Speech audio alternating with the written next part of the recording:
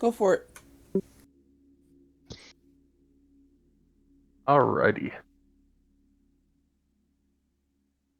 Gonna do a quick recap of last week. Um, as in comparison to the billions of words I put into story progression. Um, so last session, after killing the harpies, you made your way into the cave that was level with the lake. Out of the 4 caves that were in these cliffs, you came upon a waterfall, and as Nowhere was trying to scale the waterfall, some pieces of ice broke off and a water weird appeared. After dispatching it, you took the cave to the right and ended up meeting Maud, who was cooking up some bland stew and spicing it up with some fishers that recently died in the cave, presumably by her hand. After a long fight, she offered you the cauldron and a chest of gold to allow her to live, and you declined, taking her out shortly within seconds after. After a short rest, y'all went to the north to the river and followed it back around. Seeing a walkway above, you decided to check it out. During the investigation of that area, you found some documents left by a druid in a camp that led you to believe that the lady you previously killed was a hag.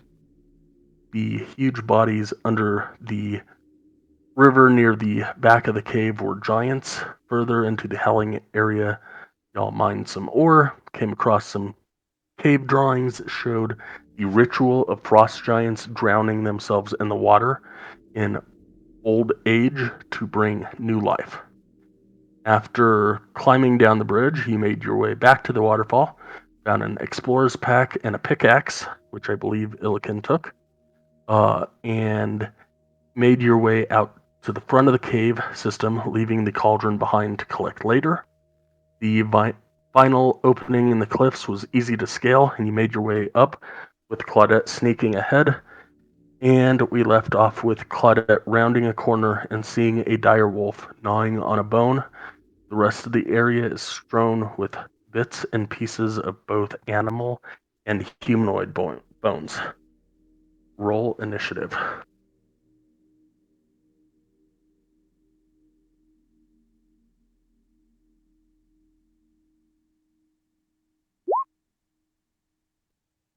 Woohoo! Oh yeah, roll initiative.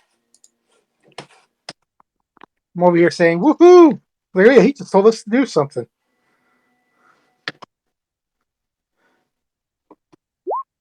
Initiative. Do you want me to take the 15.17? Whew, nice. Oh yeah, fine. It's not going to matter, but yeah, take the 15.17.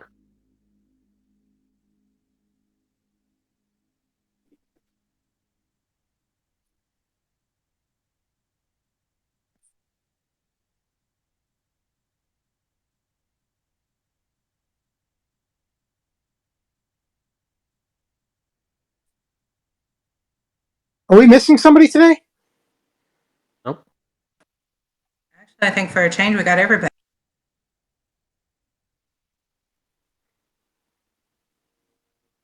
Okay. So currently, Claudette is stealthed with a 13. The wolf did not notice her, so y'all have the first round of surprise. So Nowhere, you are up.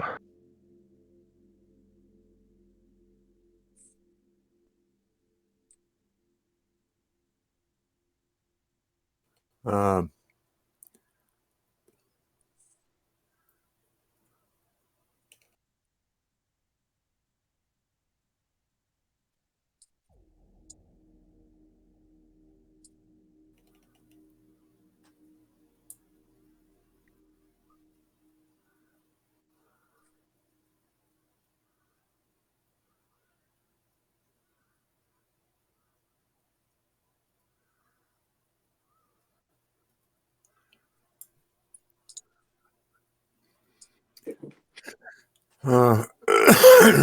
excuse me. I'm going to. I think I'm just going to shoot this thing.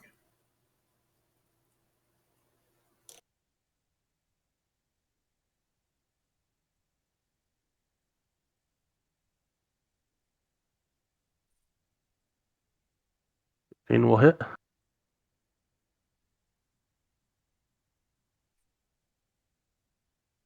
And I don't see nowhere anywhere, so I can't assist him.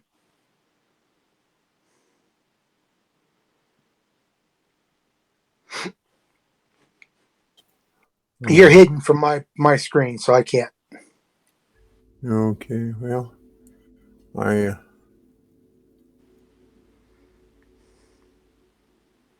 appear to have 13 damage points.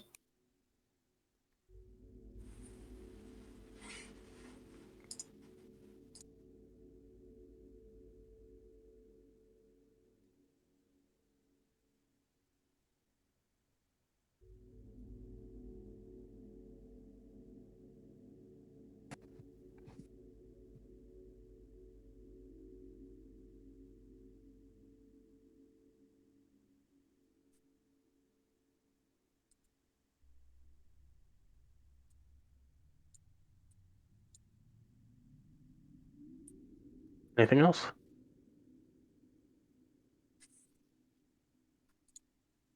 Yeah, I'm going to use my action surge.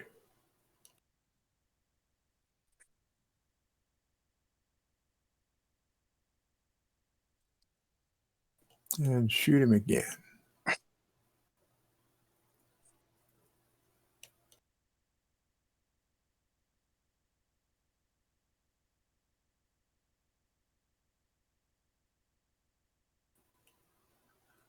I would bet That'll hit. it's 2. Yes, sir. Nice roll.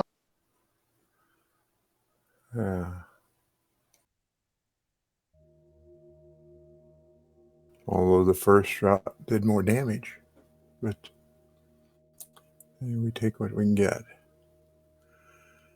And with that, I think I'm going to just stay right where I am and end my turn.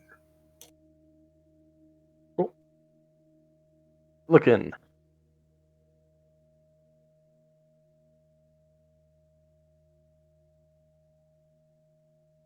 That's 30 from what I understand, so make sure that 10, 20, 30.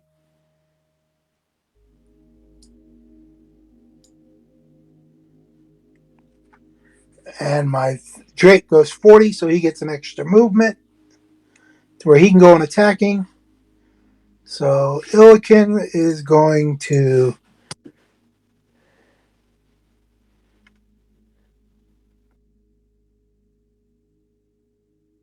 Where are you?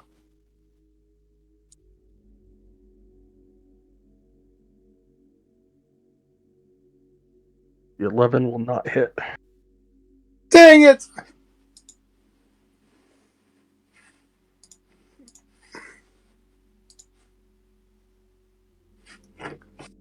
$16 will.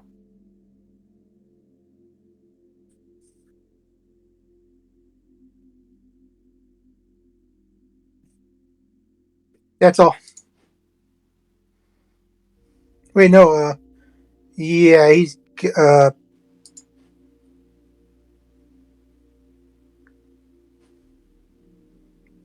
He doesn't have. Go ahead. Claudette. Okay, we're going to move.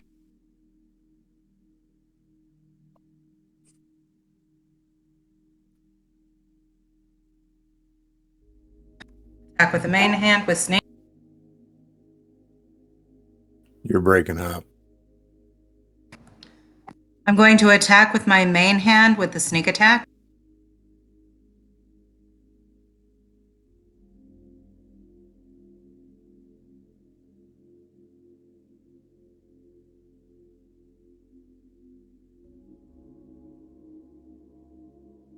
$14 will just barely hit. Actually, no, 20 would definitely hit.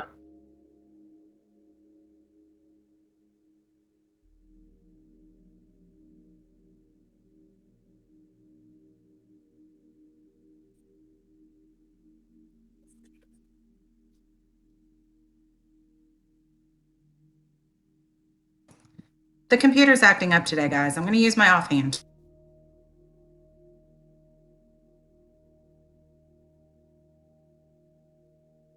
$11 will miss. Okay, and that will be the end of my turn. On the one that hits,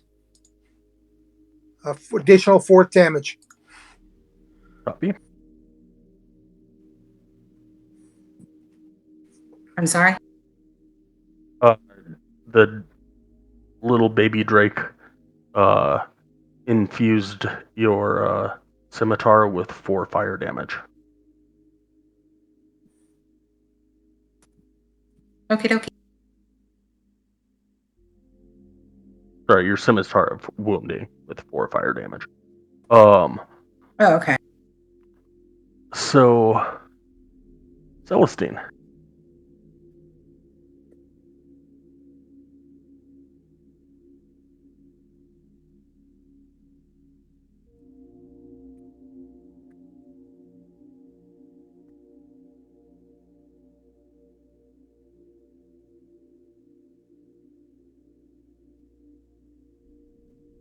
$11 will not hit.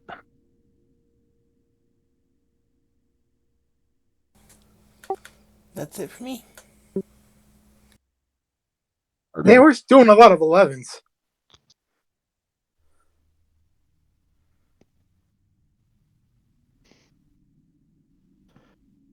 Oh, look. I'm attacked with the longbow.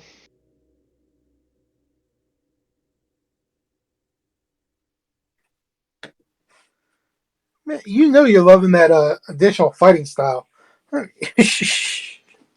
13 will not hit, unfortunately. Oh,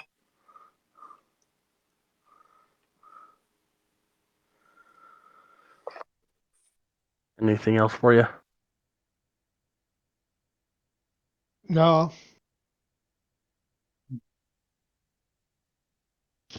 Claudette, roll me a d4.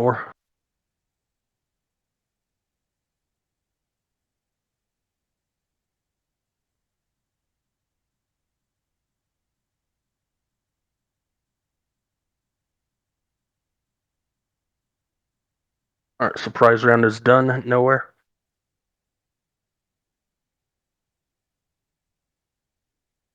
is it a secret or what's the D4 for? Outside. Her rapier that she hit with was a rapier of wounding. Okay, At the start of each of the wounded creature's turns, it takes 1d4 necrotic damage. gotcha. Did it roll to see if it saved?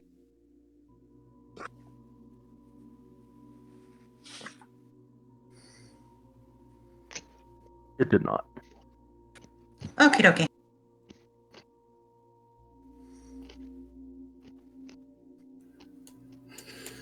Okay. I'm just going to take another shot with my longbow. That'll hit.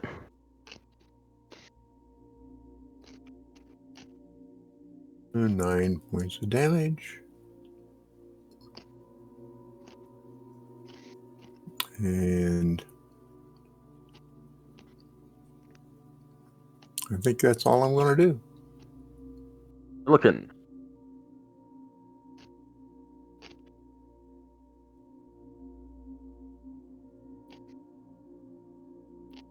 And just because I was doing 2 things at once. On Nowhere's hit, additional 5. Thank you. And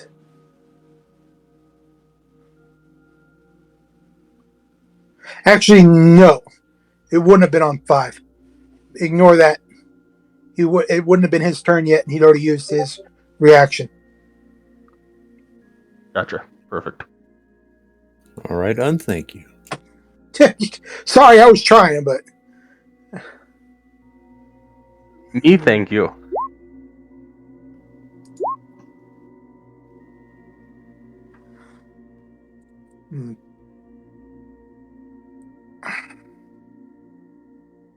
that'll be his. Considering I don't think a 13 hits. No, 13 and 10 both miss. And then for the Drakes, yeah, Drake just like, eh! I was going to do something, but I forgot. Got it. Look, a bone. You know, what it did was it tried to roar and it actually squeaked. Yeah, that was it. It went. I like mine better. It went to snip at him and it said, wait a minute, there's a bone there. Okay, I still have sneak attack because I got people within range.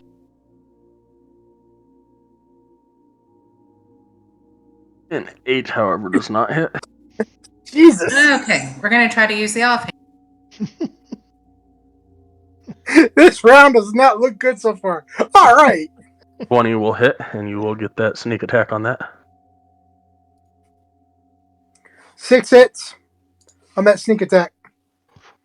6 fire damage. And that will be the end of my turn.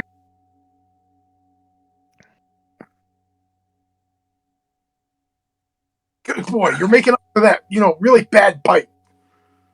Philistine.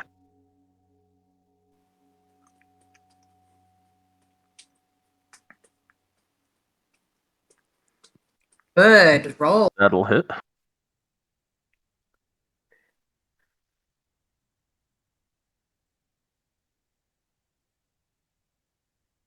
Alright, what happens to this little bitch?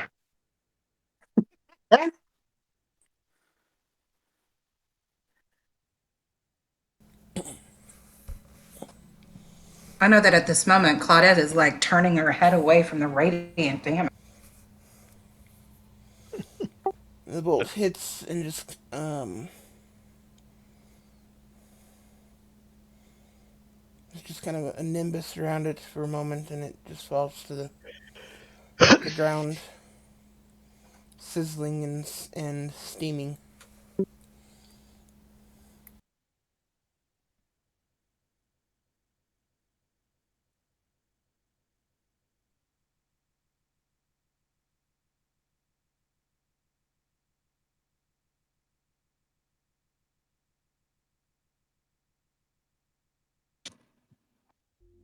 Okay, is there any loot?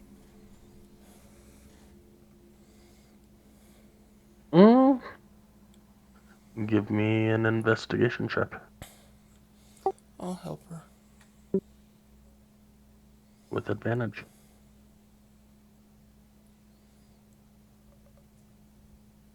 Well, 9's better than 5, I guess. Oh, okay, how about that? You don't really see anything of intrinsic value. However, when Illiken got to there, Illiken, when you got to there, give me a perception check.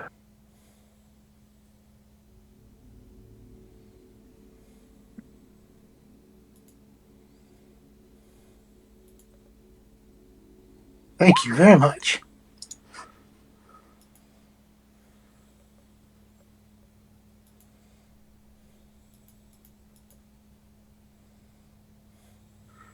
I was worried there for a moment.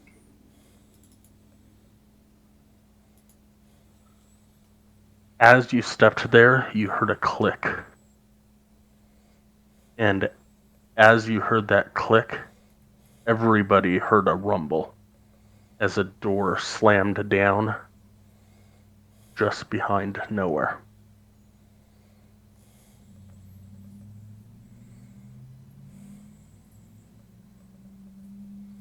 In front of you, Illiken, you're looking at... Let me find it.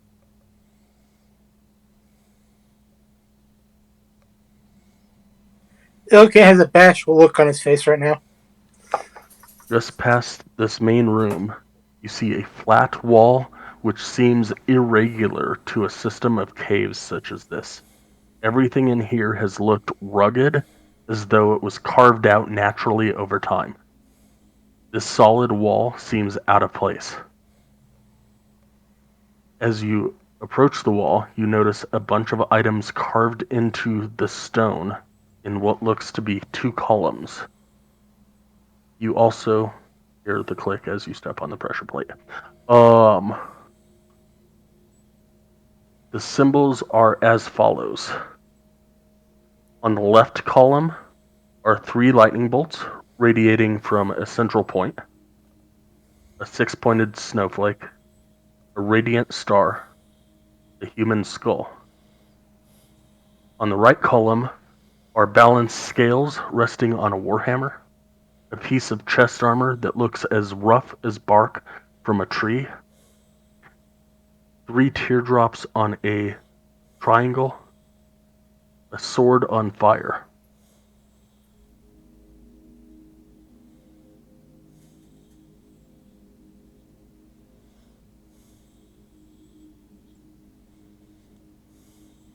You just changed maps. I just changed maps. If White wants to pop over to the new map, place. Mine's all black.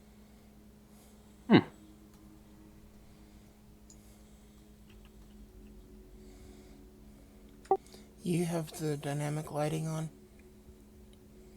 Now it should be white. It is now white. Ooh, that looks cool.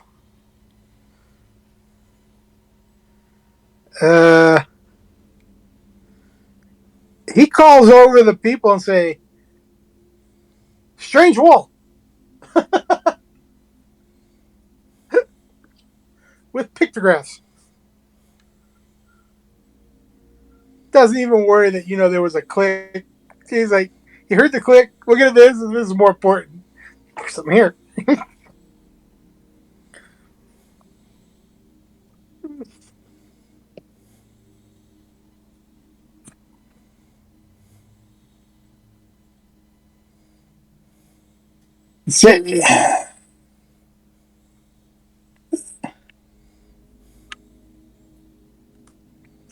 I'd like to go check the door to see if there's any possibility of opening it without having to solve this puzzle.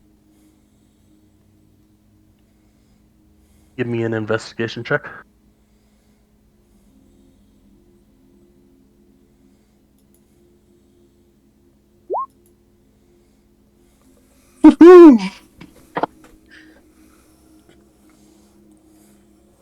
As you slide your fingers along this slab that has fallen into place, looking for any mechanical solution that could have possibly lift this, you cannot find any.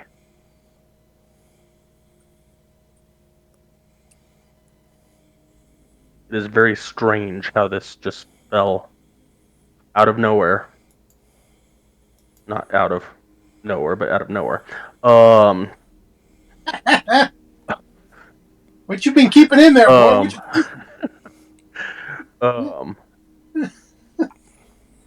Along this rough cavern.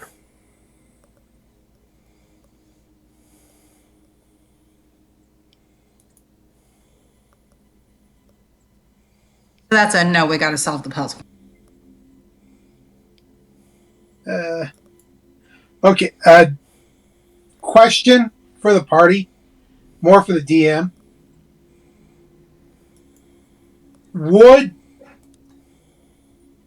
my character, because I don't know if this would be playing metagaming or not, so that's why I'm putting the question out there. Would he suggest that just because he suggested checking for traps before. Check for any additional traps that might be present.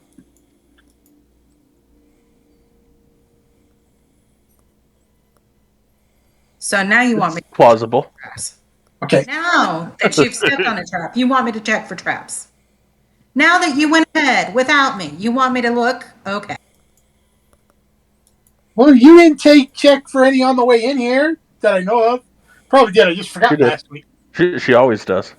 Well, Every okay. It's very, yeah. It's very, Okay. yeah. I thought we already had, so I thought we were good. That's his answer. I just shake my head and I will look for more traps. Told you he had the bashful expression. Oh, did I do that?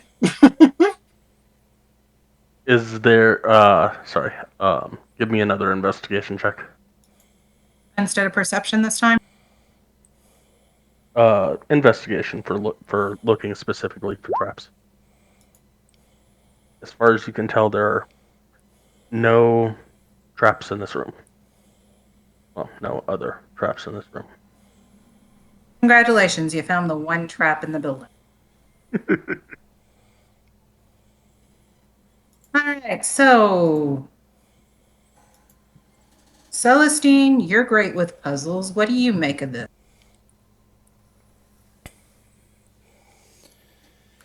Can I do a check to... I suspect it has something to do with deities. Can I do a check to check that? Would go probably religion.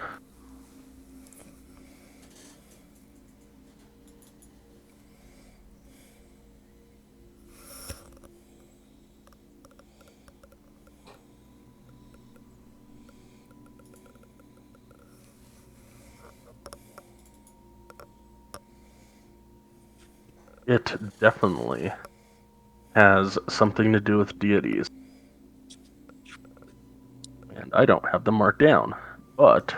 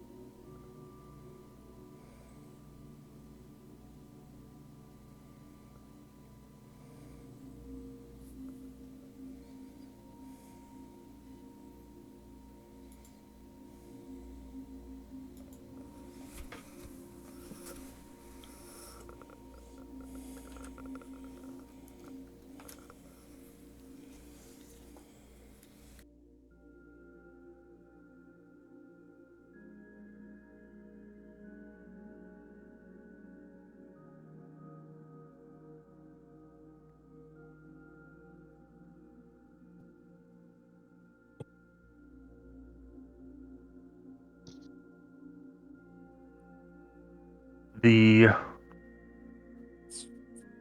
3 lightning bolts you recognize as a symbol of Talos.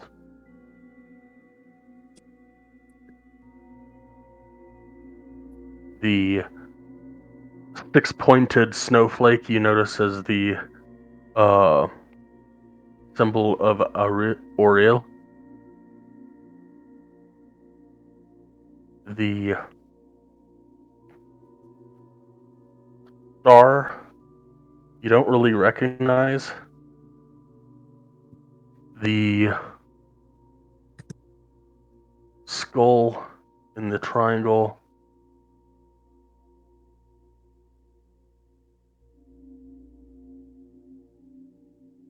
You recognize as Merkel.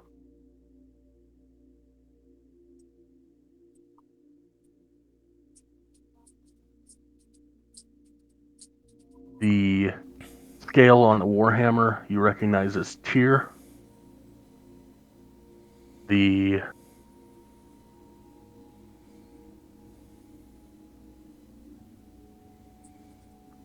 armor made out of bark you recognize as Rilithane.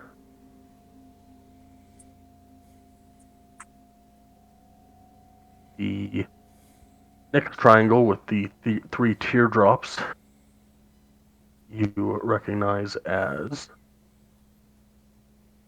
Kelowna. And finally, the flame sword you recognize as Tempest.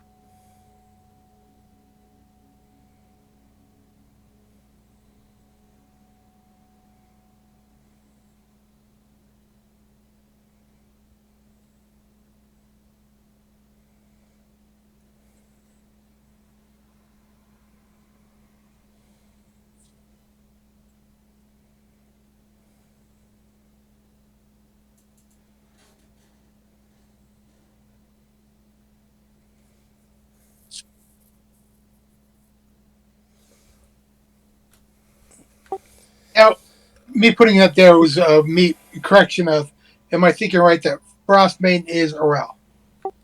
Yes. Okay. Yes. Oral is the Frostmaiden.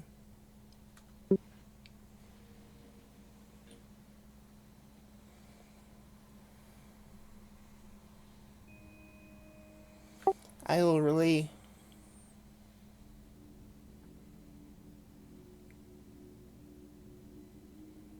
all that to the party. Nice.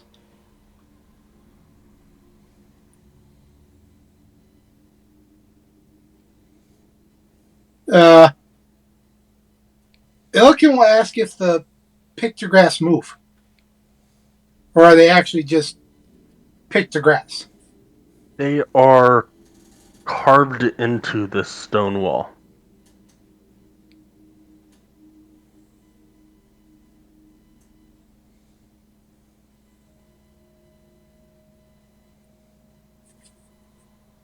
Can you press on them? He's looking at the group. And he says, "You pressed on the wall, and it opened up our hideout, our building."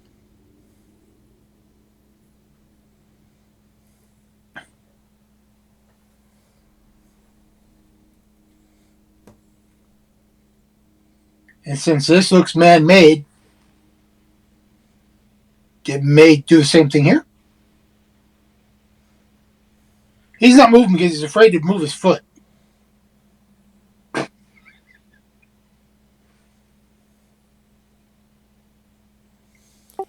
Do they appear to be interactive in any way?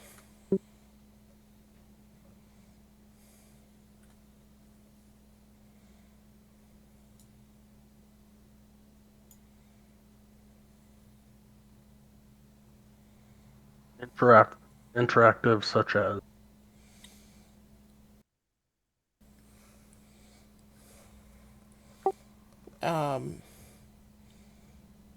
Pushed, turned, shifted. give me an investigation check.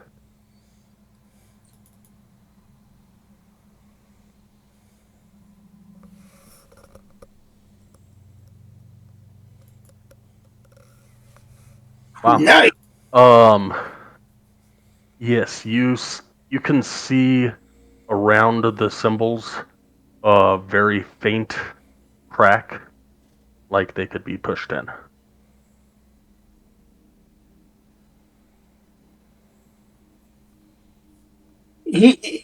Elkin asks Claudette if he can move his foot. I smile and just grin at him because I've known that answer since my checking for traps, and I'm not going to answer that question just yet.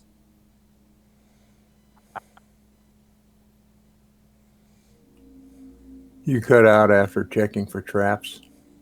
Yeah, I heard it.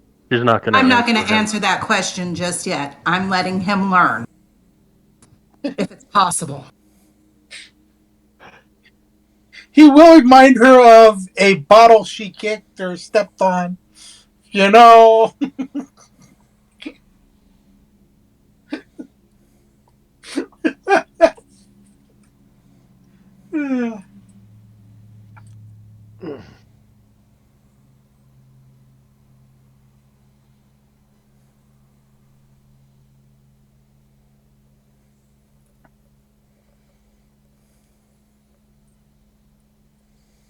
Okay.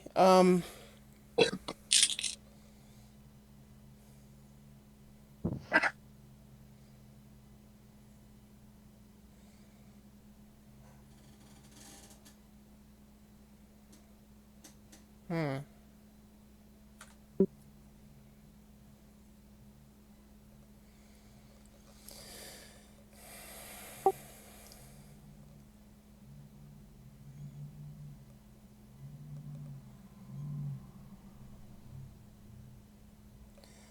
Well, how about we try pushing the oral symbol? Why don't we see if there's if our resident thief has an idea of what she can do to unlock it, or see if she sees anything else. I'll double check to see if, number one, he can move his foot. And then I'll check to see if there's anything that we can do with this, if it's interactive or if we can play things.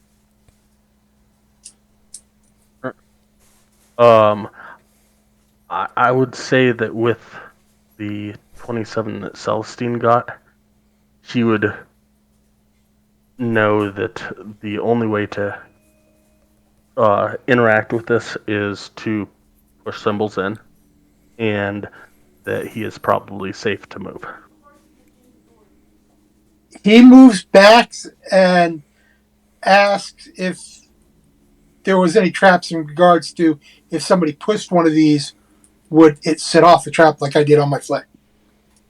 I have no idea. You can't tell.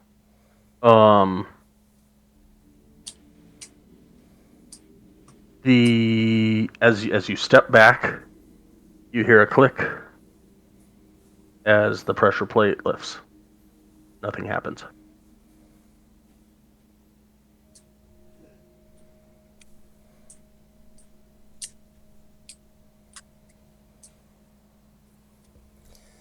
I step forward and push the oral emblem. Roll me a d4.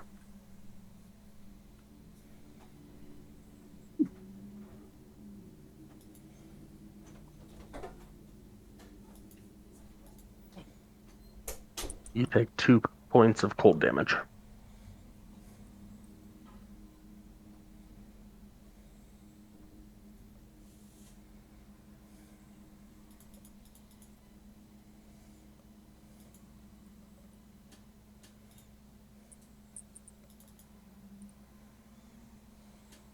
Elkin will press the one with the star with his axe.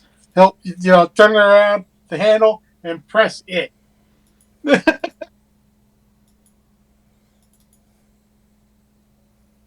It glows with moonlight.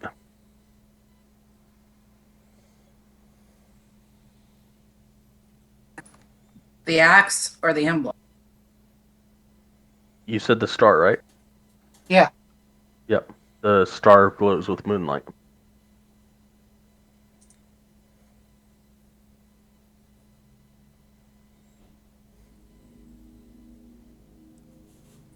I'll press my sword to the tempest.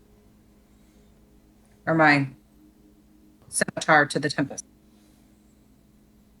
Which one's the Tempest? Roll me a d4. Oh, Tempest the guy. Okay, I see what you're saying. My mind was looking. I'm like, You take 1 point of fire damage. No, I didn't physically touch it. You have a metal blade. It went straight through the blade to your hand. Damn it, bitch.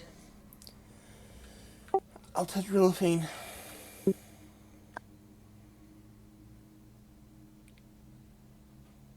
It moves in and glows with moonlight as the walls, as basically 2 doors, push inwards and open up. 2 doors?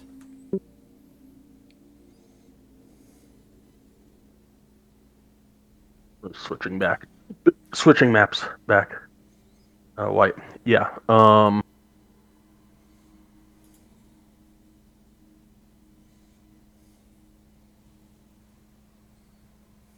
Two large doors open. Kind of, like a into a balcony or out from a balcony or whatever. French doors kind of thing, except that they're made of giant slabs of stone. He steps Okay. out of quietly. At the same time, you hear a rumble from the back or from the front of the cave, and the door slides up.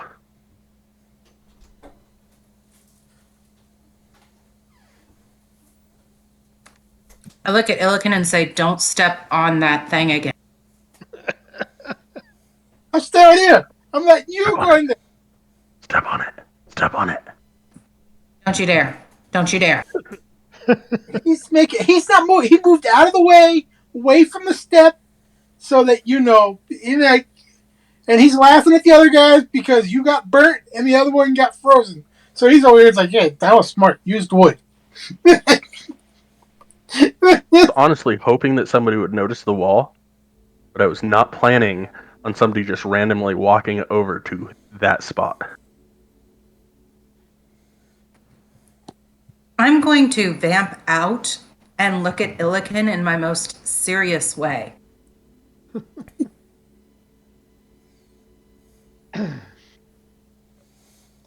I would like to start skinning the wolf.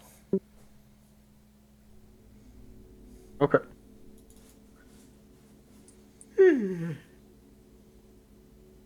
Elkin turns his eyes glowing and growls.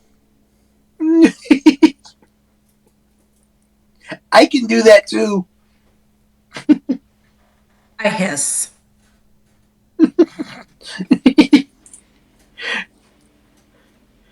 Drake's over there looking at the two of them going, oh, God.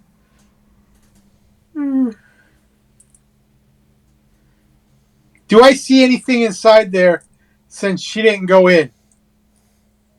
Give me an investigation check. Did you want me to roll anything for skinning? Yeah, your leather worker stuff for dexterity.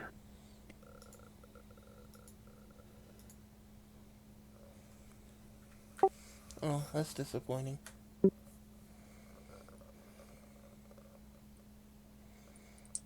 See, if you would have waited, I would have helped you because I wanted to learn. But no. Say that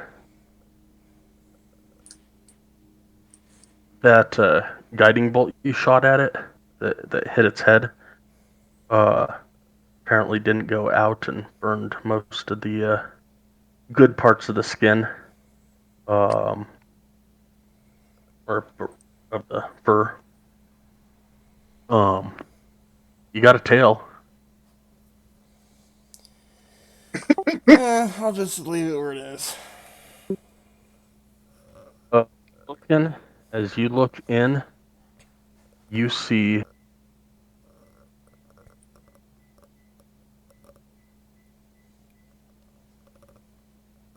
a black spear that is dark as the night sky itself.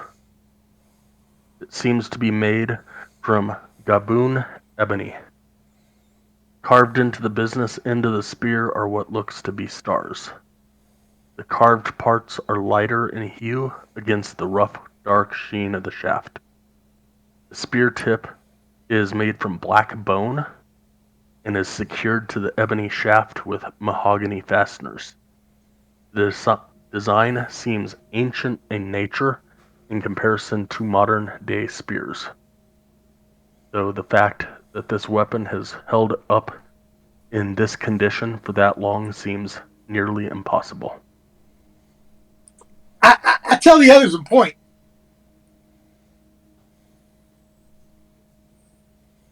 And say, I want.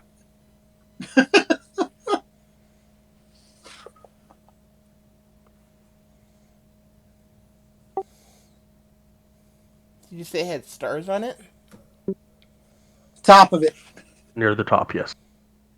Hmm.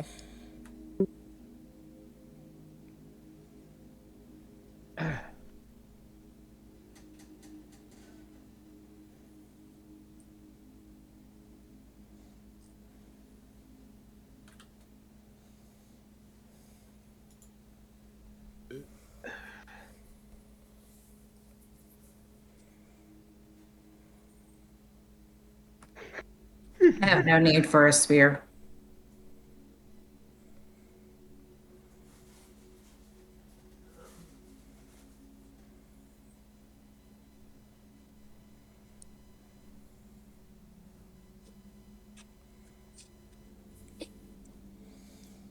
You can use anything, Illiken.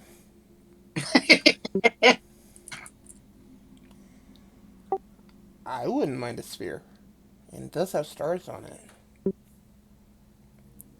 If nobody else, it's one of those things. Nobody else is going to get it. He'll take it, but he's not stepping in there until he has Celis or Claudette check the floors. Really sounds more like Verheist than Illiken. Pretty sure Illiken, from what I understood, was more into picks. He is, but it's also one of those. It's not a weapon he's using.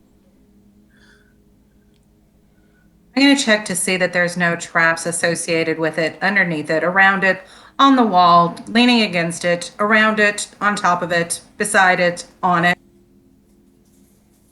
The Give me floor. another investigation. Nice. You are pretty certain that there's no traps. I think it can be picked up, but I really think that maybe Celestine needs this. So I probably would suggest that you give it to her. She can come and get it. Be nice and give it to her, you big old.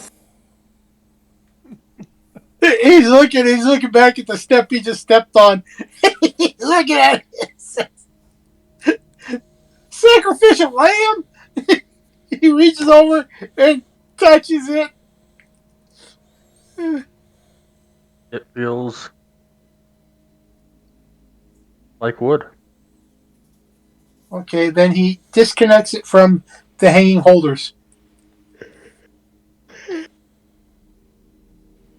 As you grab it, nothing happens. And he will bring it over and give it to Celestine since she knows more about stars and there was a depiction of gods on that wall. It looks religious.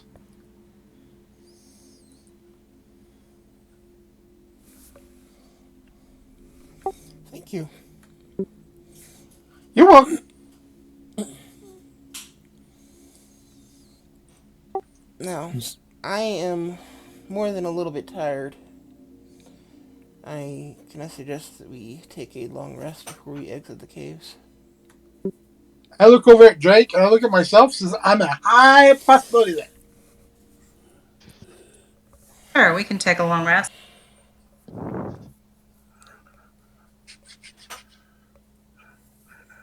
Okay by me.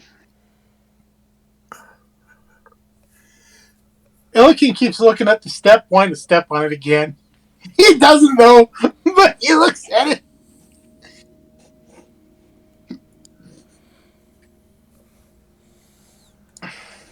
You are having far too much fun with this. This is what I enjoy. Claudette has decided to successfully ignore Illiken. But if the wall drops, we're safe for 8 hours. I pull out my roll, I climb in, and I go to sleep. I'll take the third watch.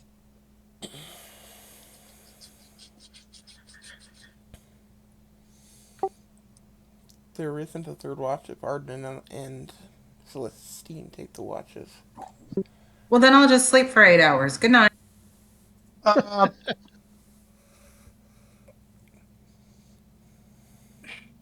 Arden, Yeah. if you keep the spells that you got, since you haven't had a chance to look at them, alarm, right? Yeah. You I'm can going. cast it on a wall or where nowhere's standing, and if anybody comes in that spot or through that spot, you'll be notified, or you can make it to where it's a loud clanging noise. So it's either you get notified or everybody gets notified.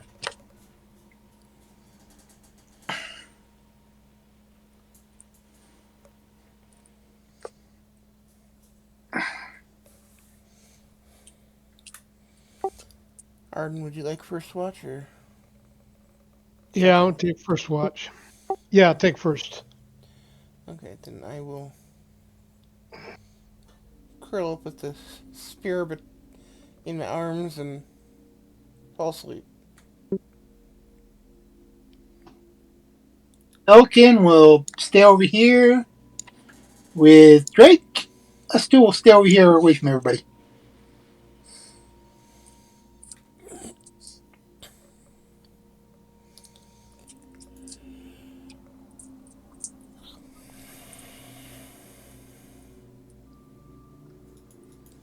All right, Arden, give me a perception check.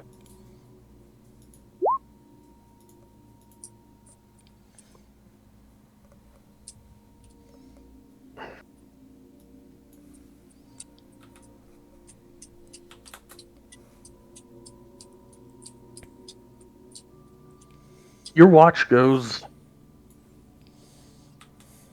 uneventful. Nice being in this cave and away from the wind outside. You hear a few howls from the other caves as the wind blows in and out of them. But overall, your watch is uneventful. However, Celestine,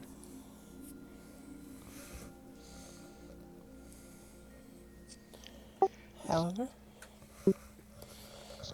Who,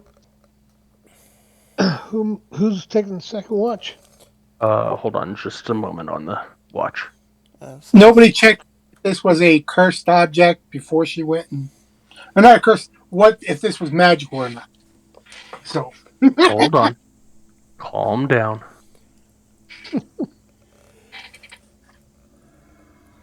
Celestine will be taking second watch. Incidentally, Okay. Arden. Upon upon going into your trance, holding the spear, the stars that looked as if they were carved into the spear. Oh, wait, no, that's not what I wanted. Crap, where did my stuff go?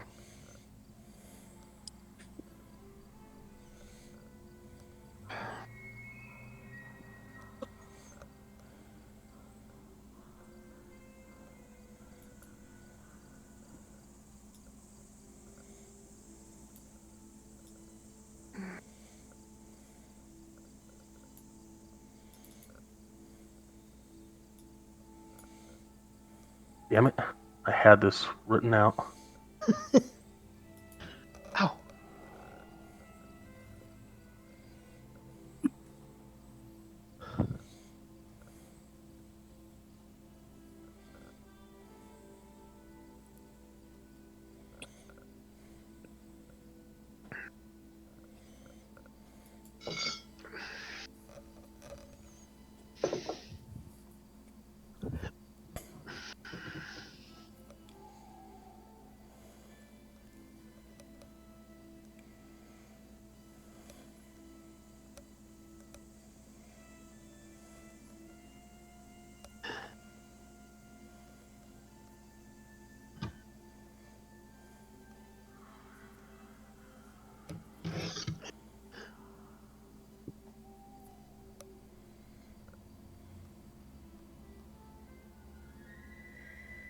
Okay. So, As you hold the spear in your trance, a dream falls upon you. You dream of a different time, a time where there was peace on Turil. You see your kin, other wood elves gathered for Etele, the vernal equinox, in celebration of the god of nature, Rilithane Ralathiel. As you look out through this lush forest, you see a city of magical lights and trees and platforms attached to old trees where your kinfolk gathered for celebrations such as this. This partially cloudy night, however, was special. The Ingwe, or king of this city, was reaching the graying as he was born 900 years earlier on the morn of Etelemele. Your cousins, the Moon Elves, were also in attendance. As the old day passed and the new began, the clouds seemed to vanish as they were pushed from the night sky.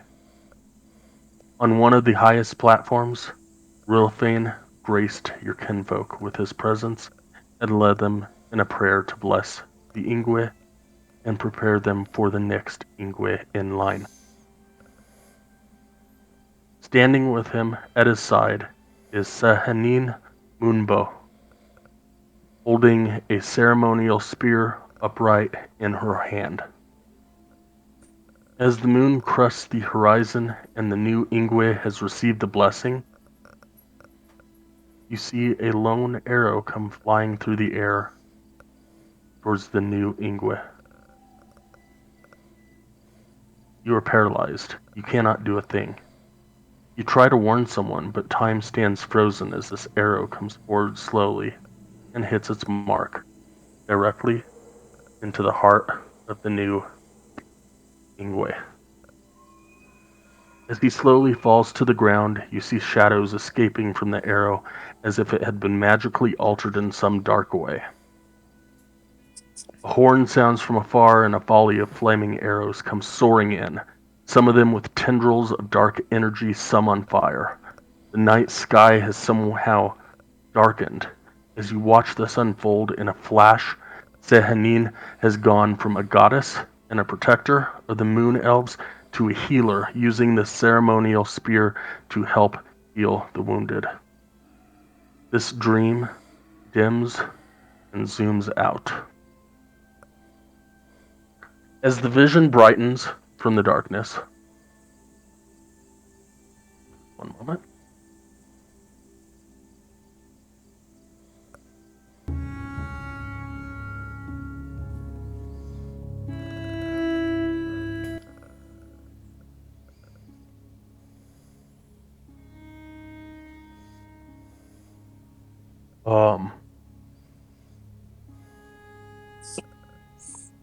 As the vision brightens from the darkness, you are you. You are Celestine. You are atop Kelvin's cairn in Icewind Dale. And although nobody seems to be near you, you feel as though someone is. You get that ticklish feeling. The feeling you felt those many, many years ago. The full moon is out, the stars shining brightly in the night sky. As you look over the dale, you see reflections of fields of the moon off flowers and crops. You see the plains to the north. You see mules pulling wagons out from Caer Konig on this warm summer night. You focus on a specific wagon, and you see a man you faintly recognize. A name comes to you. Gus. As you look next to him, you see Daddy sitting in the seat as they make way out of Caer Konig with goods. You cannot help but wonder where Mommy is. A voice whispers in your ear. She is safe. They are. We have been watching you since you were a tyke. You have grown to be quite an exquisite young woman. I am the elven protector of the dead. I watch over them now as they watched over you many, many moons ago. You are a kind and gentle soul.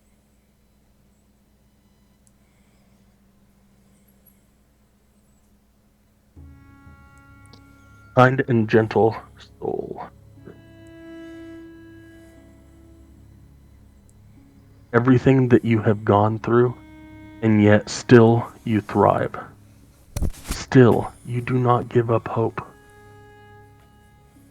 Through everything that could and possibly should have turned you against what is good and right, you decided to take the calling of the Druids. You are what this world needs. Some call me the goddess of the moon, of dreams.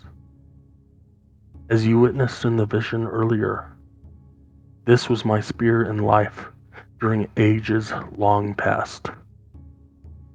Although others have wielded it, I feel that it has finally been acquired by the elf that may wield it properly.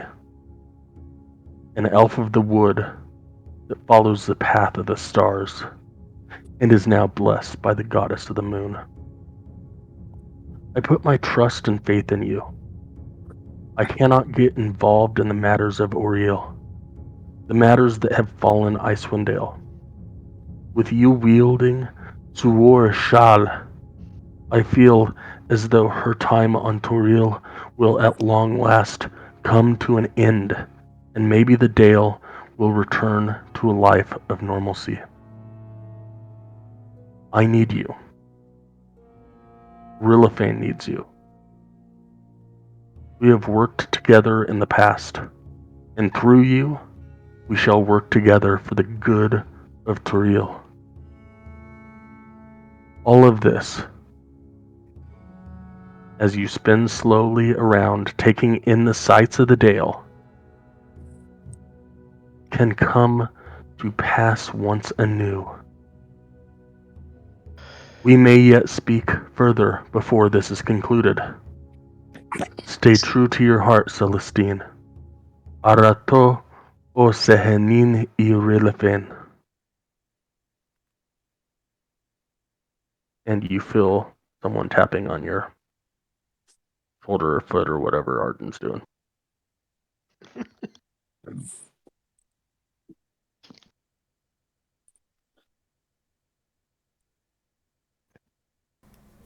As she wakes up, I'll let her know that it's her time to take the watch and that nothing occurred during mine. I'll kind of stare at you blankly for a moment. Maybe a tear rolling down my cheek as I kind of look blankly at you and then look at the sphere and just kind of absently nod.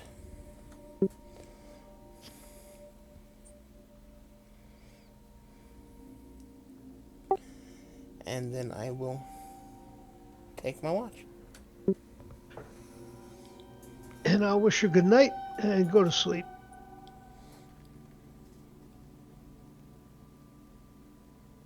AFK.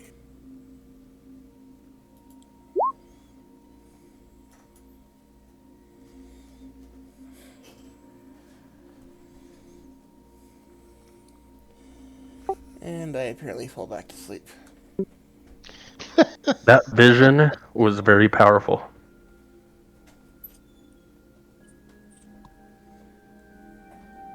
And you fall back asleep.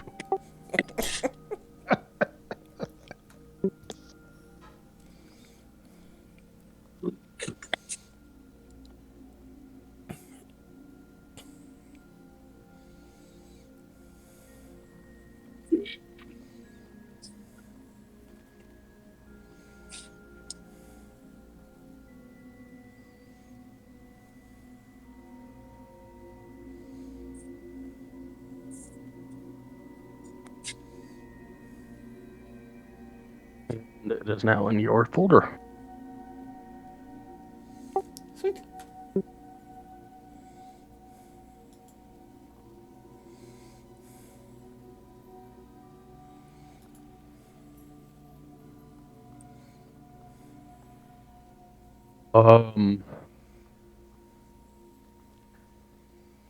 As the morning comes to pass, not that any light will show up.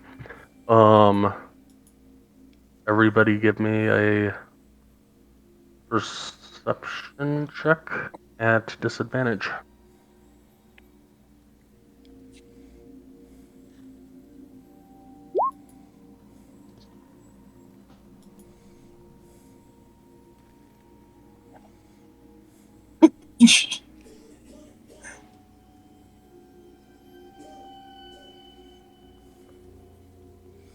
My dad's AFK at the moment.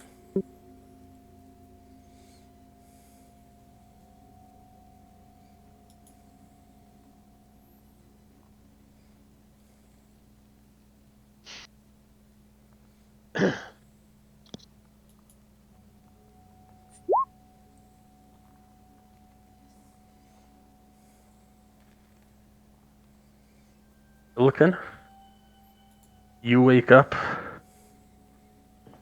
well rested and look around, and I just realized y'all killed the damn wolf, and he didn't even get a freaking round, or didn't get to attack. Wow. But nonetheless, you look around and everybody's sleeping, and Arden is in a trance, and yeah, you feel well rested. He checks his gear and then wakes everybody up.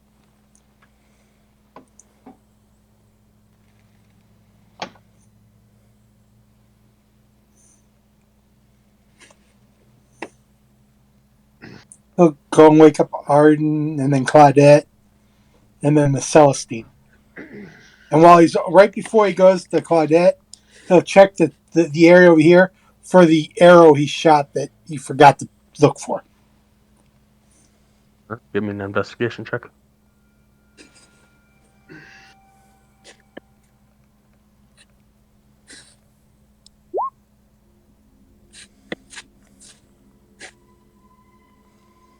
You find it. And do I find anybody else's arrow while I'm over there? I don't know how many of what people shot. 1, 2, should be 2. Everybody else, or there should be 2 because it only went 3 rounds. So it should be should be 3 or 4. Should be 4 additional bows or arrows over there. 2 for Arden, 2 for. Find 3 arrows. Okay. He gives 1 to Arden, and the other 2 to nowhere.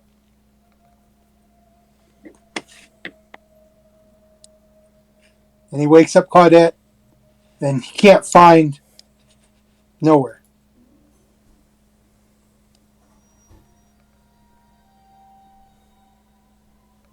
And ask, anybody see nowhere? I know he's in the restroom, but I'm talking about his token. His token's missing.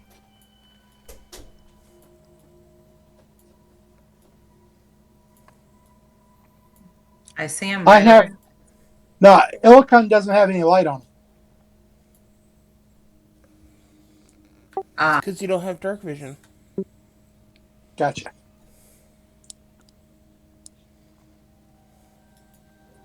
I step down and go, yep, nowhere's right there. Before he Walk does over. anything, he lights his a torch. Walk over, shake nowhere, say, good morning, sunshine. The world says hello. And then go and pack up my bedroll, eat a ration.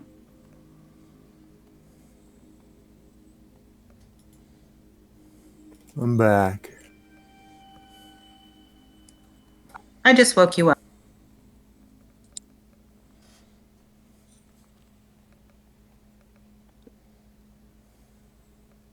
Okay.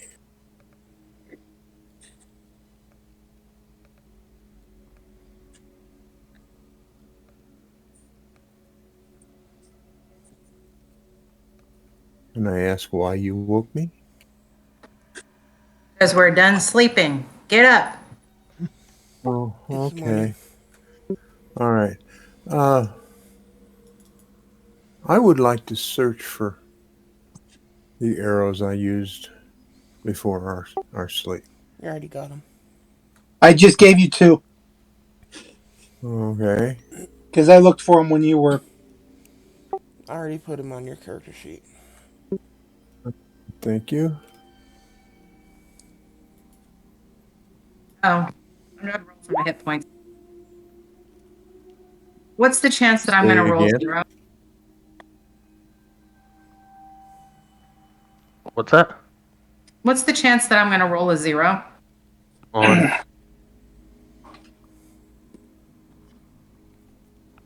So can I just give myself the 1 hit point without having to roll? yeah, you've finished a long rest. Okie dokie. Oh, that's right. I get another Wells from the grave. Let's go fight multiple people. Come on, let's go. Let's go. I want to kill more things. Let's go kill more things. Kill, kill, kill. Sounds a lot like Verice.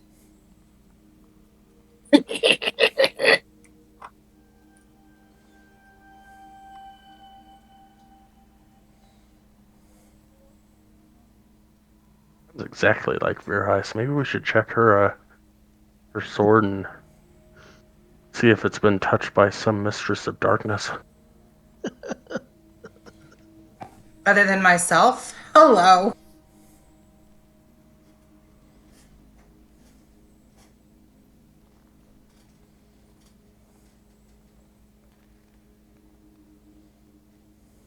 Bryce asks if everybody is okay because everybody was sleeping. I'm just fine.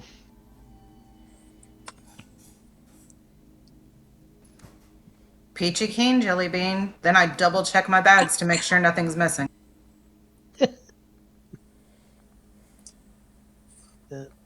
Nothing's missing.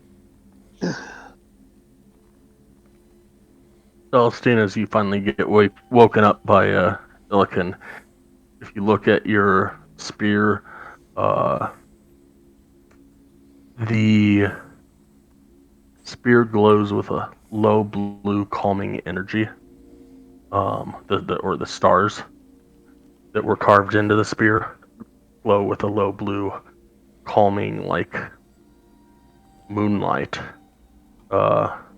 Light's not enough to give off radiant light, and nobody else notices this light.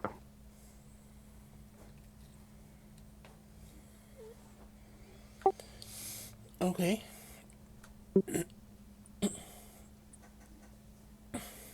I'll lift it up and say, hey, it's glowing. Which, of course, nobody else sees.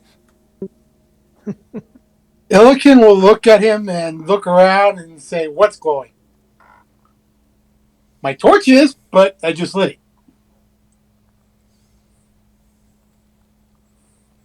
The spear tip. You don't see it glowing? it. No. Got nice Do we stars see on it it. glowing?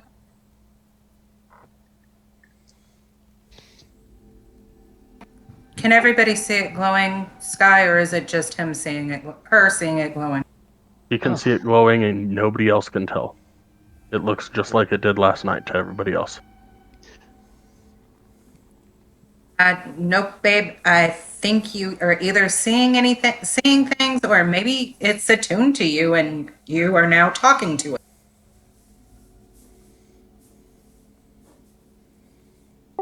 Hmm.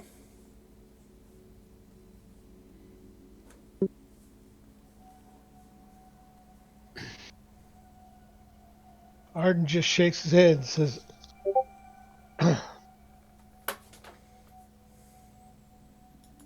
just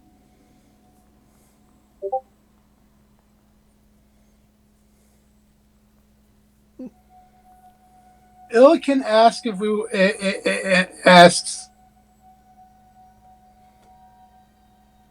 so it was made for you?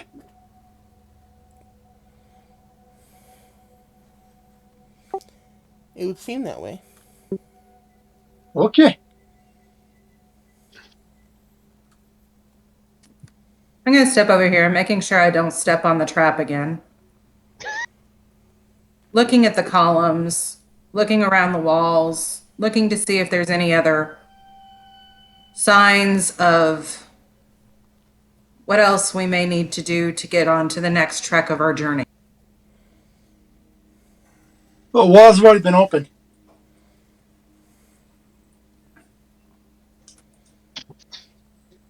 Could it be in more than one way, and a different one might give us something else?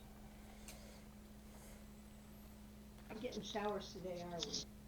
Are you looking for something specific or generally looking? Looking to see if there's any guide or instructions on how to proceed to get to the Frostmaiden to end this never-ending winter.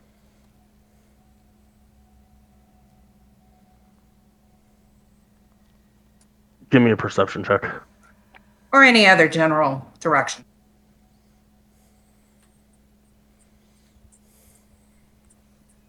You see nothing. Okay, guys, I think we've utilized this cave for everything it's worth. Let's go. Are we picking up the pot? Illiken asks. I don't know what we would do with that pot, and it's really heavy.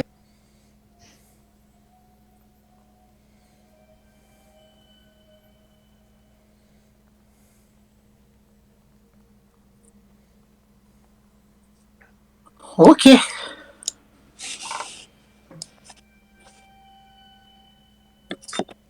Wait a minute, no. Yeah. He goes out to the cave to see if he can see our boats still.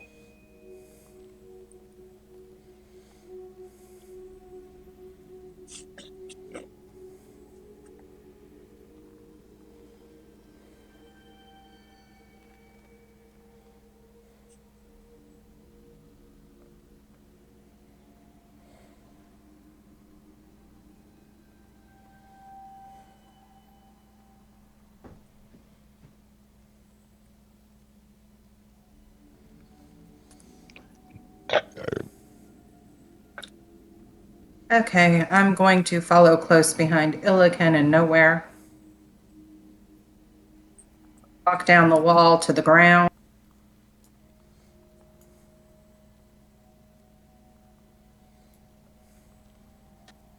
Wait for everybody to join me. Easy enough for everybody to get down the wall, no ability checks needed.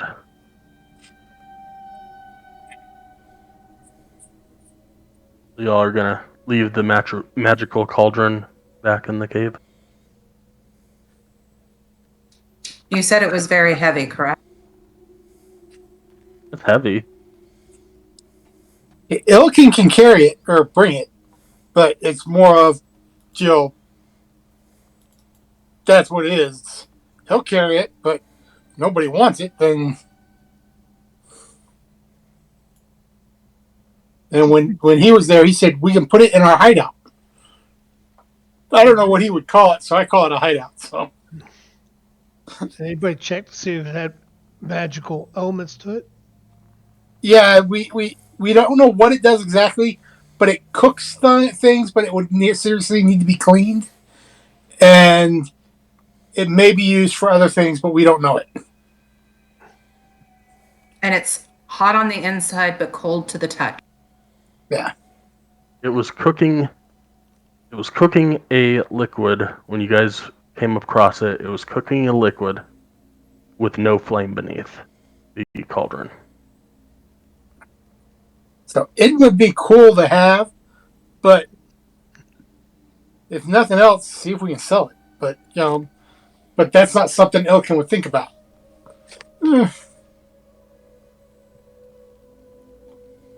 He said we can put it in our place and use it later. Okay, fine, go get it.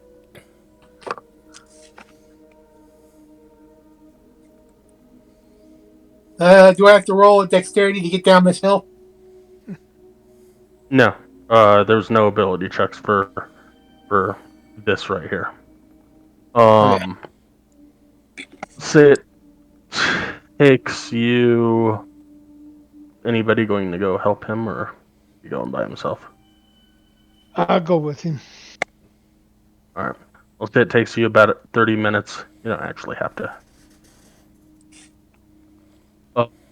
Takes you about 30 minutes to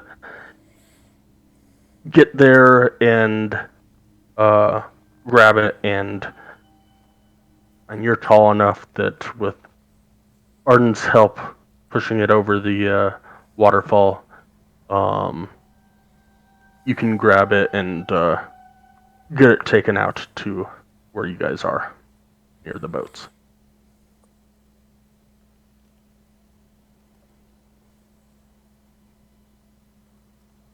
While I was there, was there anything that left of the guys that were cut up that we can take back to show that we found them, but they were dead?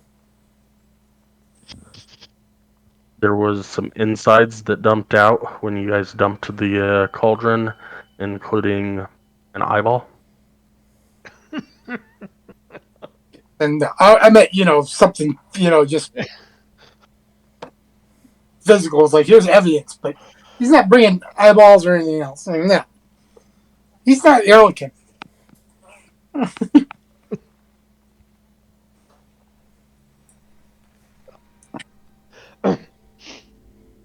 So he gets it onto the boat. He works it onto the boat.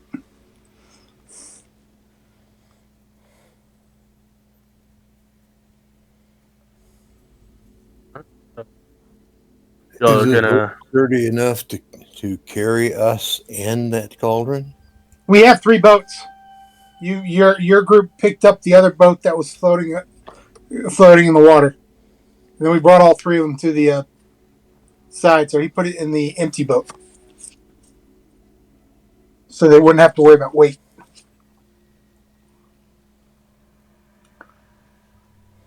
Okay, it just wouldn't be a lot of fun to be sunk by a cauldron. Other than we could remember, in the middle of this lake, there is a bunch of gold. Maybe. Well, maybe.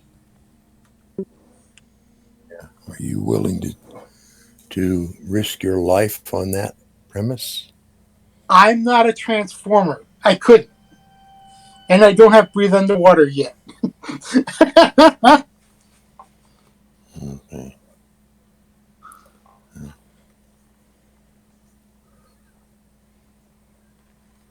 Now, if we have a druid in our group, they can go down and see if it's right, if they want to. I could do it. I can't yet. Okay, the thief can go down and see that there's nothing there and come back a rich woman.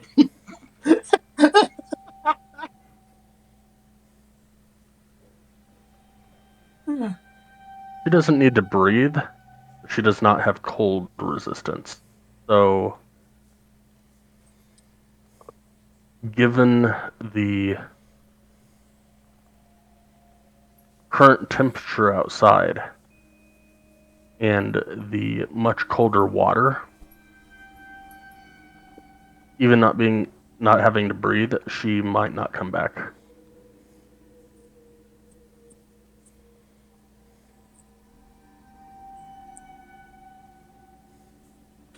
Just something document for later when we're more experienced. There's a possibility of something down there.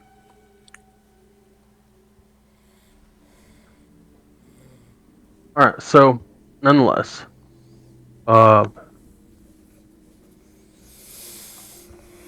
y'all get into the boats. Obviously towing the third boat back with the cauldron. And you will make your way to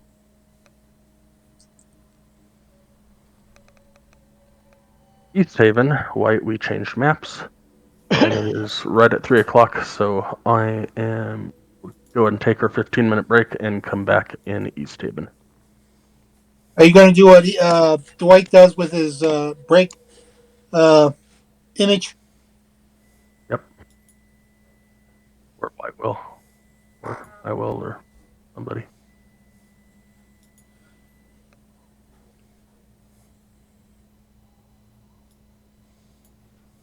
All right, I'll see everybody in 15. Okay.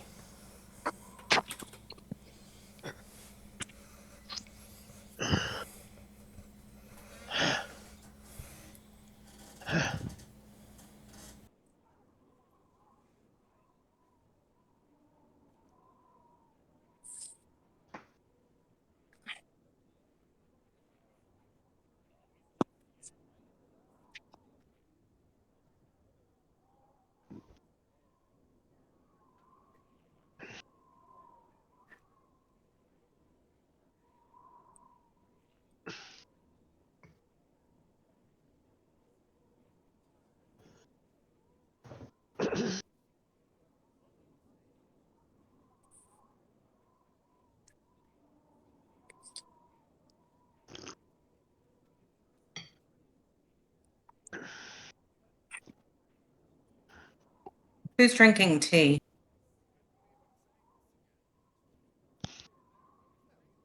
I'm drinking water on my end, but haven't taken a sip for a while. Did you just take a drink and then put down the cup because you got your mic open? I think that was my dad. Yeah, I.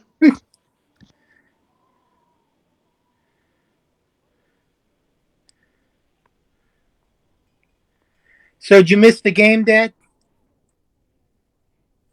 Yeah.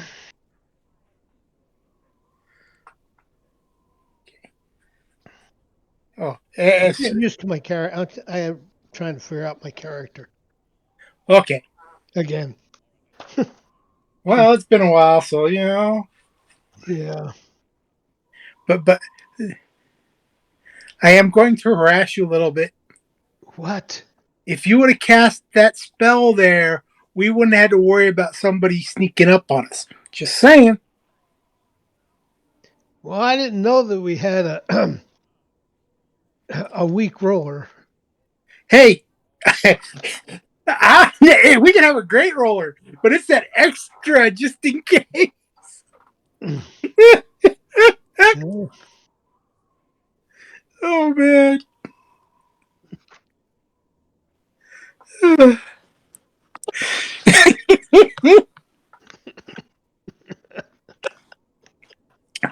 We need to survive. Let us survive. Ta ta ta ta ta ta.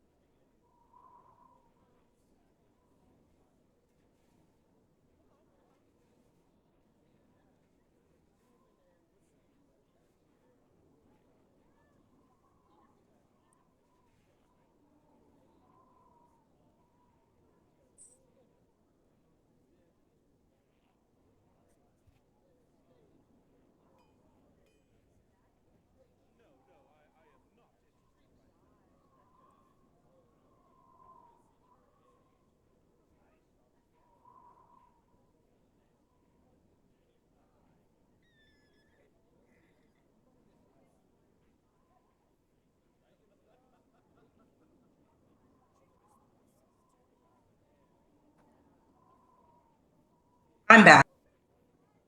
Welcome back.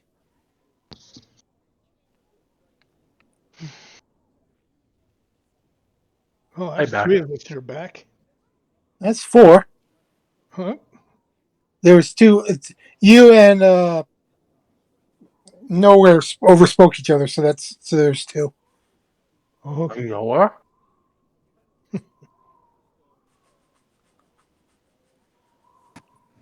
Nobody overspeaks each other on.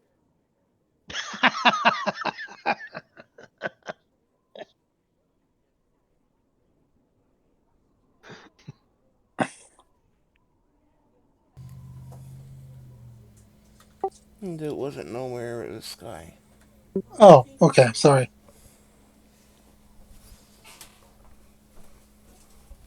What's this? Thank you. Tammy, you want to do me a huge favor? Can you pour some boiling water over this? Do what? Pour some boiling water over it? I don't have any boiling water. Oh, I can do hot water. okay. We can try that. So, guys, just so you know, tomorrow would have been my 13th wedding anniversary.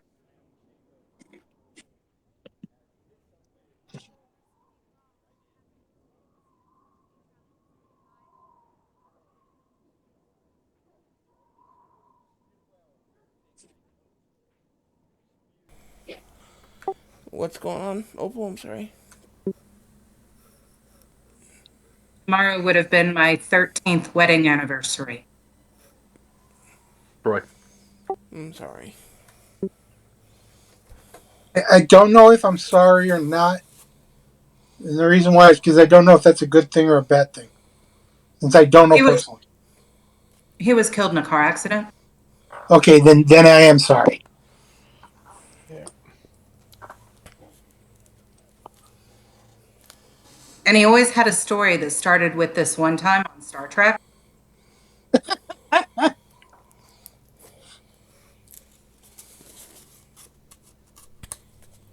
Or this one time on Babylon 5. At least he had good taste in shows. You'll have to dry it. Say Or that's debatable. Stuff from the faucet's pretty on. what's the show that had the you could jump through Thank you. worlds? Leap year, Stargate. Stargate. No. Sliders? Not Sliders. It was one of Troy's shows. It was That'd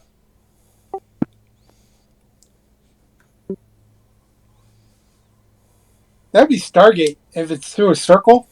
yes, Stargate, SG1. Yeah. And then it had like the little emblem for Earth on a shirt. Yep, that would be a Stargate. Elroy nailed it.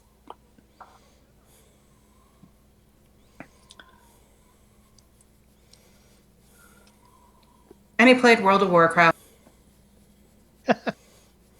We were getting along great.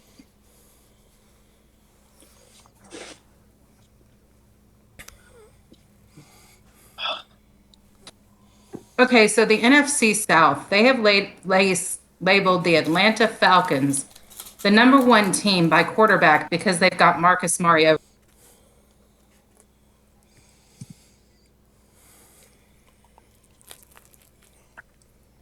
You lost me in NFC.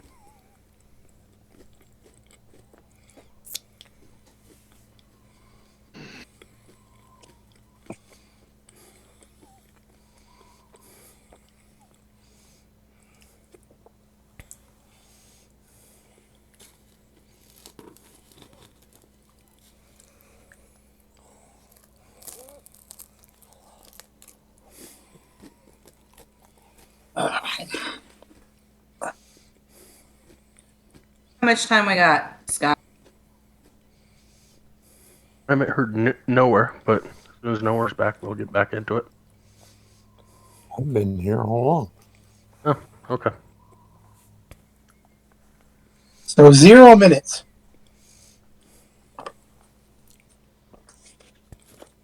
All right. So you Go across the lake to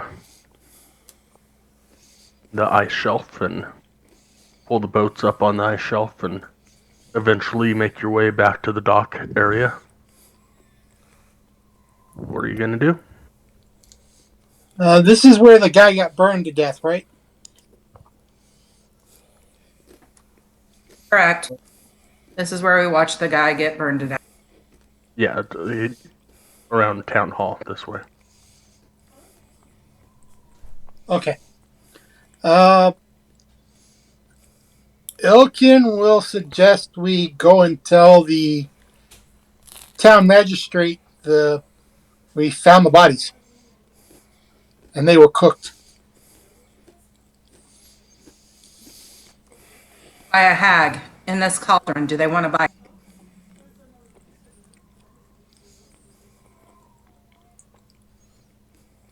Or do they have a place we can store the cauldron? But I don't see carrying this all over the world. Or identify the cauldron and find out what it does.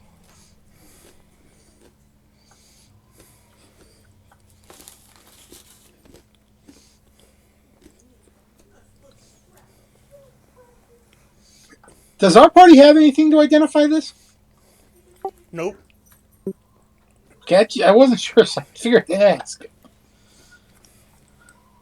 So let's go find the ward or the. I said it originally, but go find her and ask the magistrate if Captain of the militia. the captain of the militia if they have anybody who can identify the cauldron.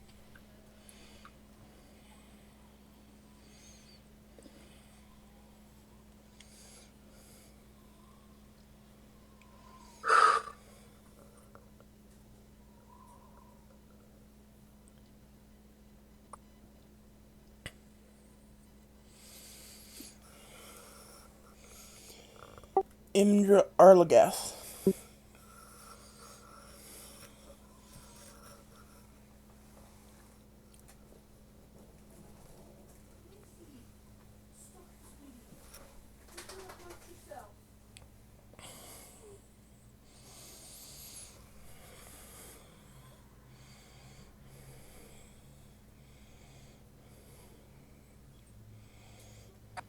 So, are we walking to town hall? Yes. Okay, let's walk to town hall. Come on, guys. Follows. Off to the town hall. We've missed you, Eagle. Or Arden.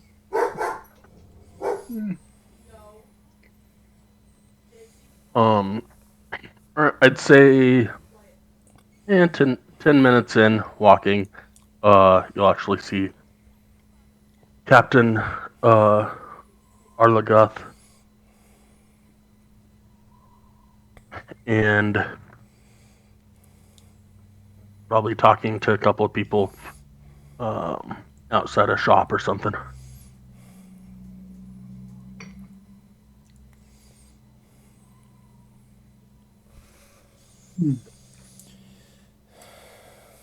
Walk up and nod to her and patiently wait for her to finish talking. She gets done. Have you found them? Unfortunately, found what's left of them. I'm afraid they were killed by a hag in the caves. Was it north of here?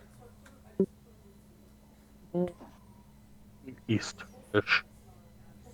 Northeast? Okay.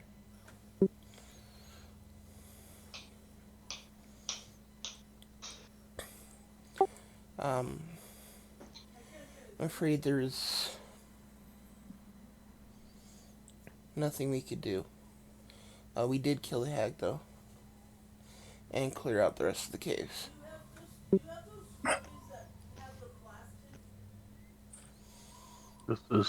This is very saddening news indeed. My condolences. I wish I had better news for you.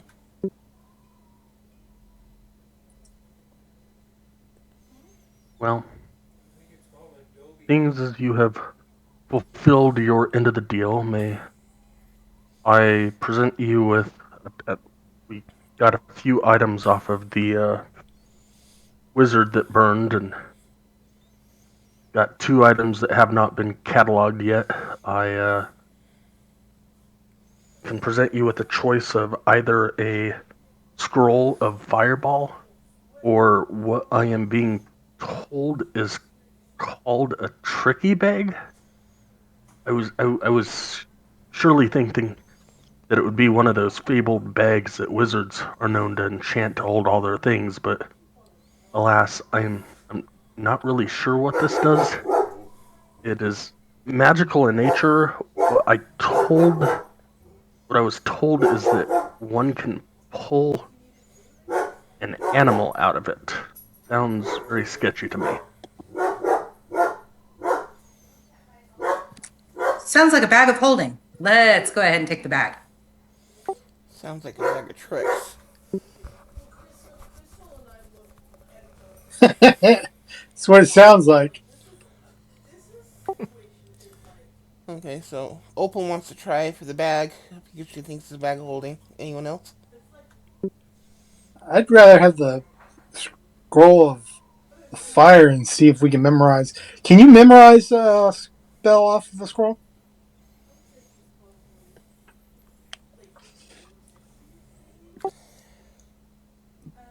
By Ra, no. That's whether or not I can is up to Sky.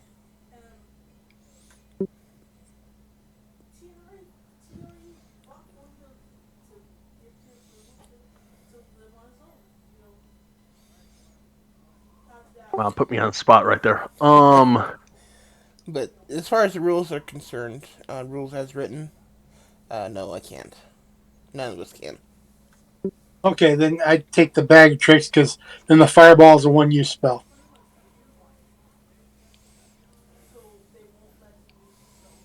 And What was the he's not middle item? asking for the bag of tricks. He's not asking for the bigger. He just said that that's what he chooses. A scroll, to his knowledge, is a one-use item. You know.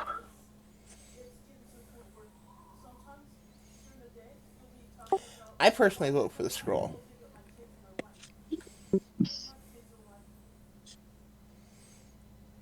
I Arden, nowhere. I don't care much for trickery, so I'm not interested in a bag of tricks. So I agree. We should take the scroll. Scroll sounds like it's got the majority vote. She will hand over the scroll of fireball.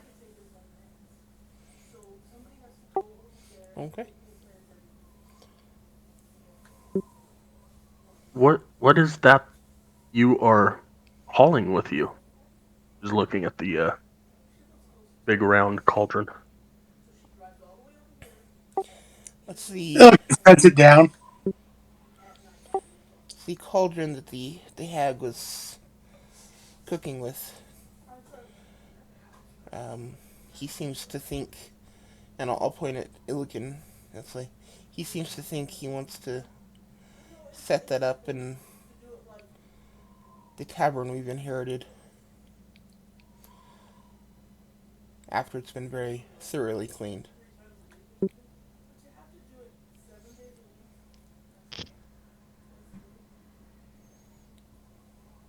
Do you have a way to see what it's supposed to do?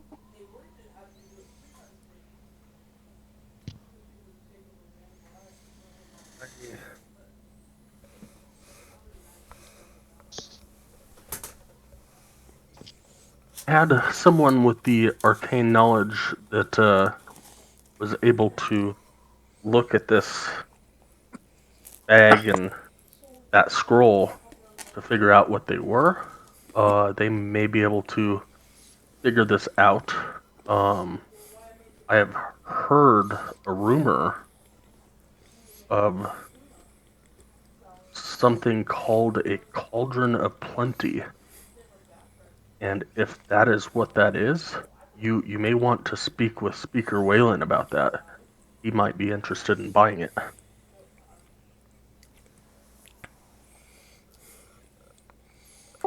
Speaker Whalen here in town, or? Yes, the Speaker of East Haven.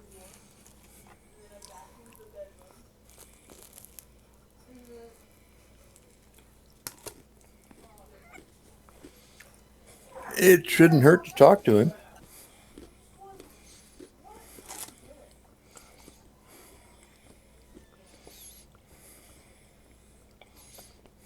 If you would like to head on down to the town hall, I'm sure that he would be able to take you in for an audience. I will head on over to our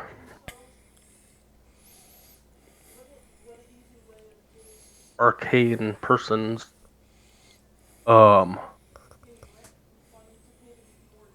place, and I will meet you at the town hall in a little while.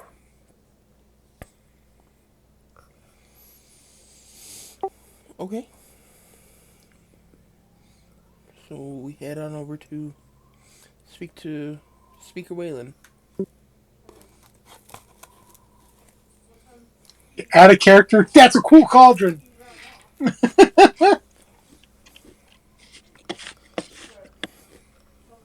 He picks it back up and follows. Changing maps.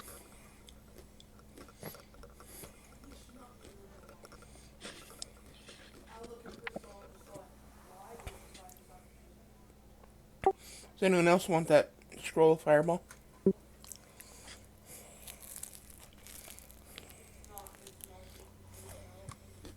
I don't think I could use it, so no thank you. I don't. I mean, I could probably use it, but I think you'd be better suited for it, Celestine. Yeah. Because I was like, I know, okay, player wise, it'd be great since he has the dragon fireball, but it's not a repeatable use, so it's not something he would take.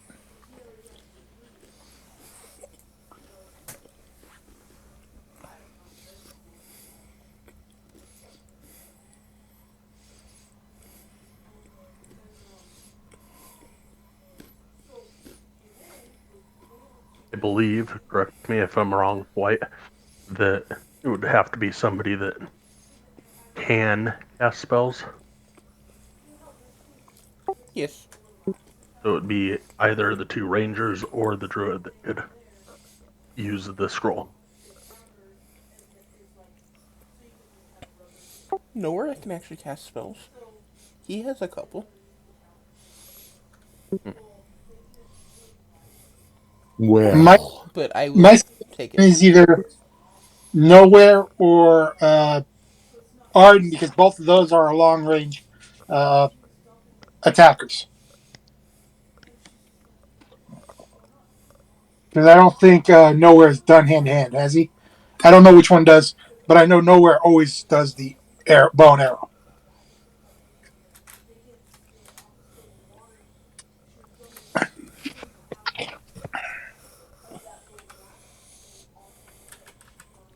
Well, I'll discuss this. I'm going to start walking on the ceiling. You just like that skill way too.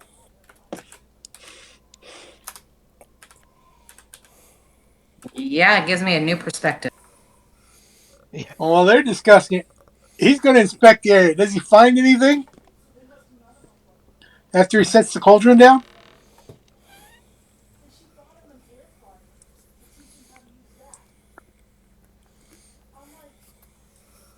I guess I should have read this before I changed the map, but as you reach the town hall, you notice a sign on the door that states "Enter" in capital letters. Upon entering this chamber, it is decorated with oil paintings depicting life in East Haven, including a large painting of the town itself on the north wall. Mounted on the south wall is a 5-foot-long stuffed knucklehead trout. Its wooden plaque bears an engraved copper plate that reads in common, "Big Knuck, caught by East Haven fishers during the summer of 1479 DR." A single wooden door is visible to the right against the back wall, and a staircase in front of you leads to the second floor, with a small loft area overlooking this area.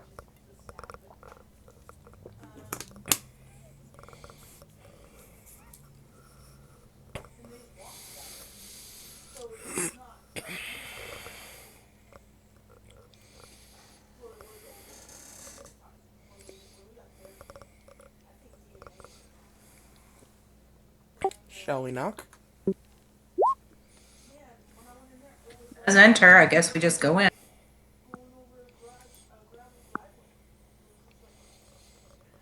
So I'll gracefully get down, push on the door. Well, you're in. Okay. The doors over here that you entered that said enter. Oh, okay. So I'm just walking around the room on the ceiling. Okay.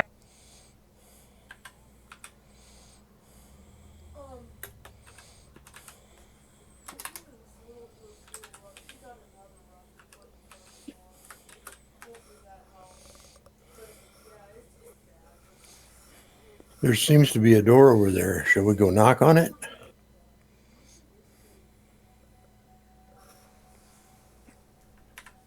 Sure. Why not? Let's go.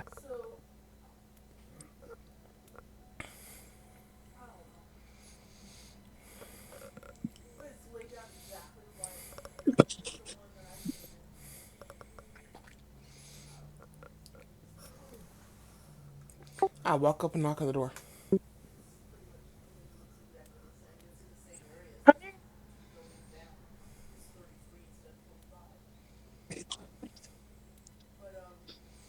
He'll pick up the cauldron and follow, I think assuming he didn't find anything in the room. Sky said something, but it broke up for me. So Come in. He walks over and he places the cauldron right there.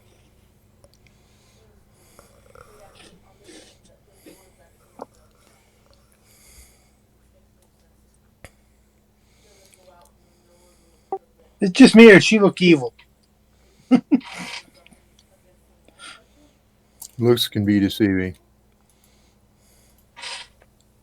The room contains rows of desks and filing cabinets. A few overstuffed lounge chairs are set aside for visitors. A lady in black clothing looks up at you from a desk and asks, "May I help you?" yes, we were told to come see Speaker Whalen. All right. Go out that next door, make a left, and down the hall, and it'll be the door on the left.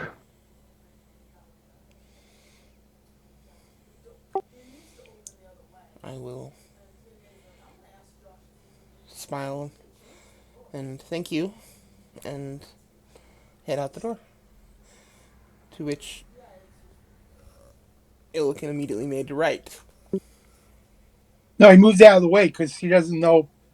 He came into the room. He's holding a big pot. He's making sure that he's out of everybody's way.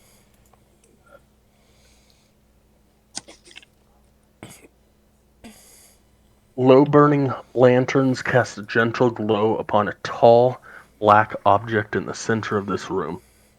Although one could easily mistake it for a statue, this object is actually the figurehead of a ship and is carved in the likeness of a winged demon. The demon-shaped figurehead stands 8 feet tall. Shards of wood jut out of the demon's back at the points where the figurehead once attached to the hull of a ship. That's cool.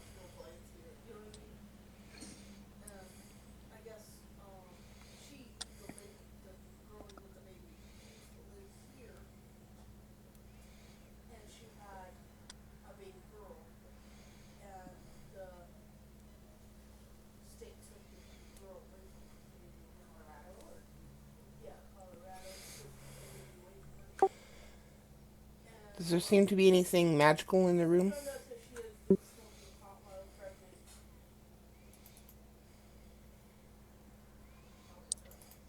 Are you casting detect magic? Sure, why not?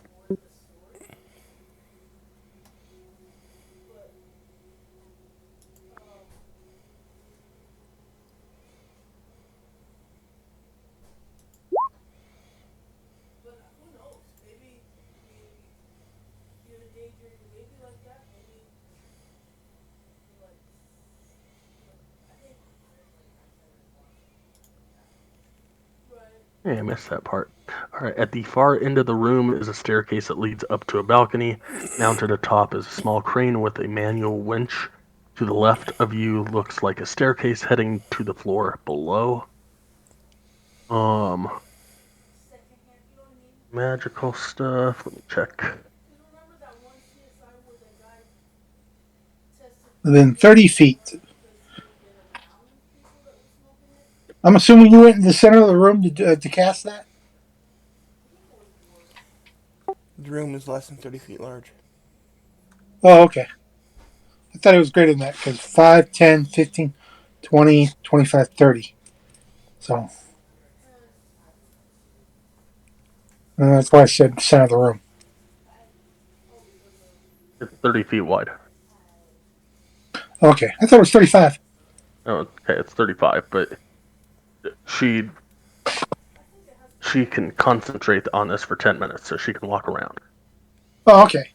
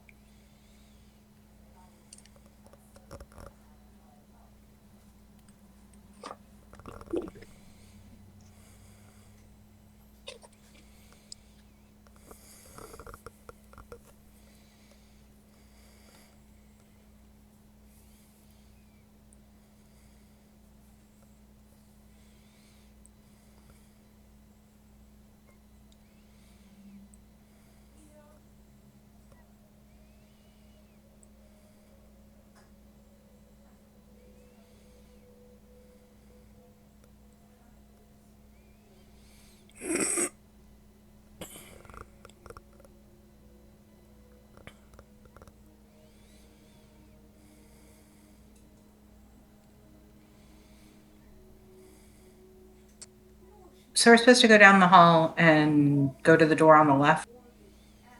Yes. Nothing outside of the items y'all are carrying. It seems to be magical in nature.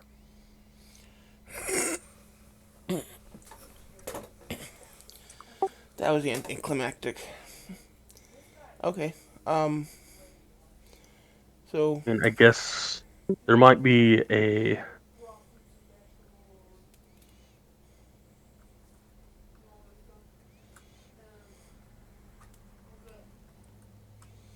no, doesn't say anything about it. So no. The table in the middle of the room, while it does look just like a coffee table, is actually a scarab that will actually get up and skittle to wherever somebody decides to sit. That's the magical item in the room. Okay. Can we knock on the door?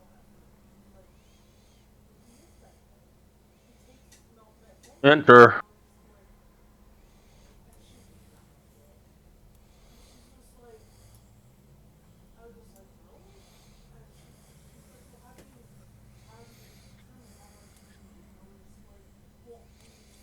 How might I help you today? I'm trying. Hello, Speaker Wayland. We are some mere adventurers that I assume you're Speaker Wayland. Yes, ma'am. We're some adventurers that was told by your military that you had some fishermen that were missing, and we found your fishermen. And now we're merely coming to let you know what we've done and to also get some assistance from you. I'll let Celestine, who was our speaker, talk for us.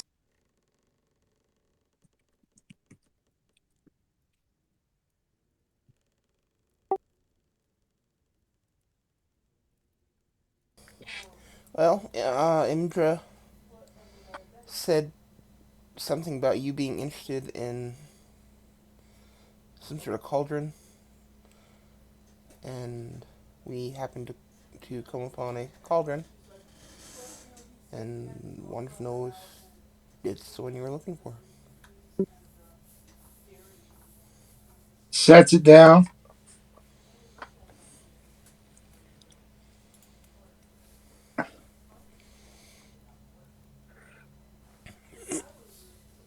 I'm imagining you're dragging it, Pelican, because you couldn't pick it up by yourself, and it's the weight you could do, but the oblong or the nature of how big it is. It's just really awkward. Okay.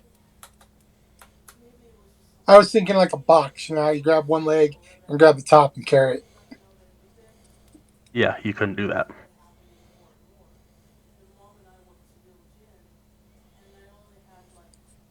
Okay. Then he drags it in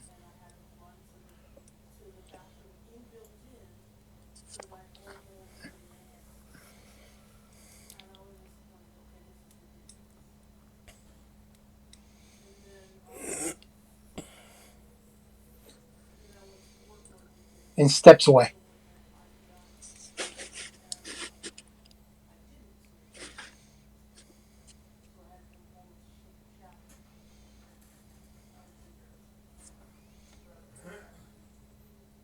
Placeholders.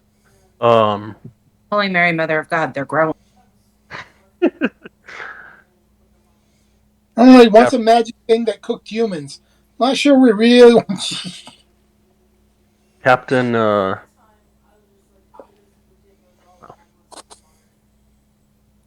Captain Fancy Pants.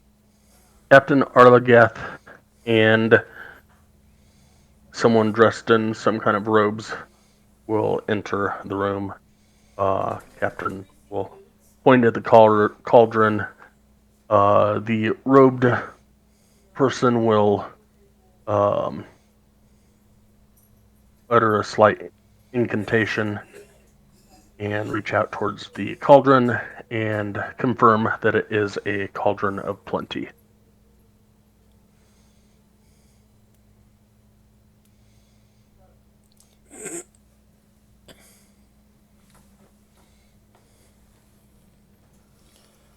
And Okay, we have a um, cauldron of plenty. Is it? so Sorry, go ahead. um, so Speaker Whalen will say that could feed a lot of people in these trying times.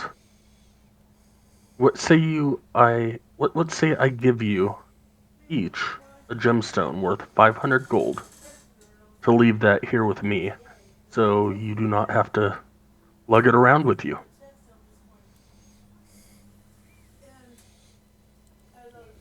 Are one of those gemstones diamond?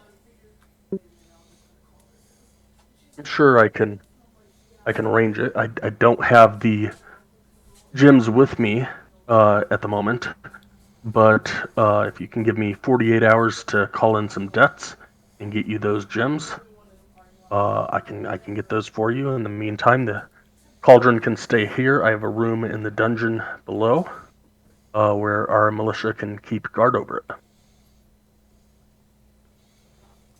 I'll look to everyone for approval.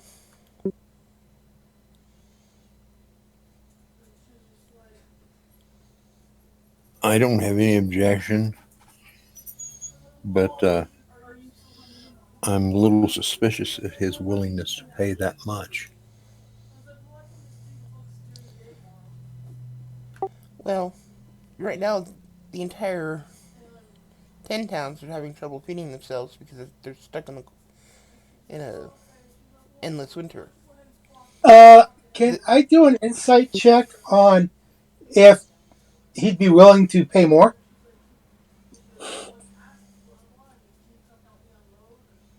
I don't know that that would be an insight check. Okay. If you would like to try to persuade him, you could. Yeah, no, that's not something he's proficient in, I don't think. You don't need to be proficient in it to try and persuade somebody. What do I got to roll? First, tell me how you are trying to persuade him.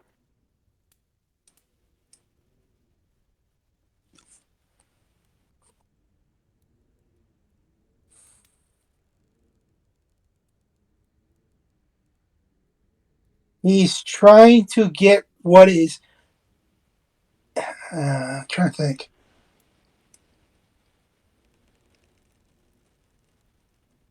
No, never mind.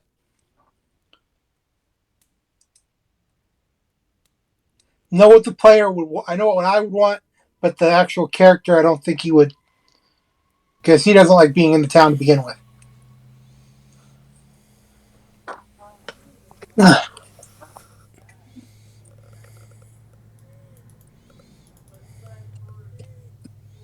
Other than assistance with the blacksmithing, uh, learning a skill. Other working? So while we wait for the 48 Black hours, BLACK. He's a minor Leatherworking. leatherworking. You were trying to learn leatherworking from Oh, yeah, that was just from. you said my character is not proficient in blacksmithing. It is not. He's got all this metal on him, type of things. So that was what, and he can only learn that while he's in a town. So Gotcha. uh, he learns leatherworking while he's out and about, but while he's in a town, getting so that he can start taking care of the harder stuff too. All right. What were you saying, Opal? What? I'm going to whisper to Celestine and say, do you think there's any jobs he may need done in the next 48 hours? And do you think, passing time, maybe we could go kill something for him? And do you really think that we can trust him to get this stuff together?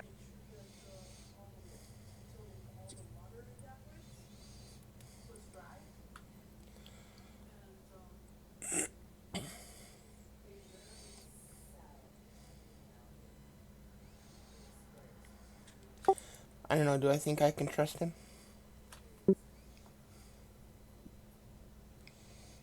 Give me an insight roll.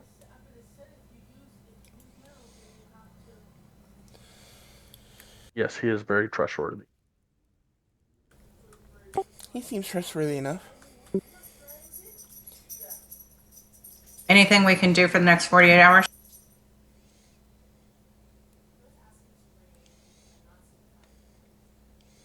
We have a nice big city. We got a inn. We've got a tavern. Plenty of shopping to do. There might be people around that have jobs that they need done here and there.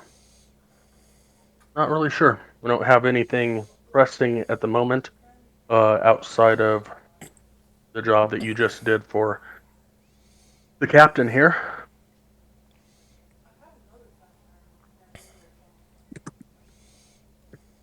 As far as those gems that you're going to be um,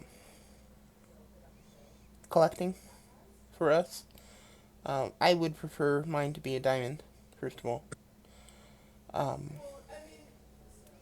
and second of all, if you could happen to come up with a pearl worth around, say, 100 gold, I would be willing to purchase it off you. Definitely see if I could find such a thing with my contacts.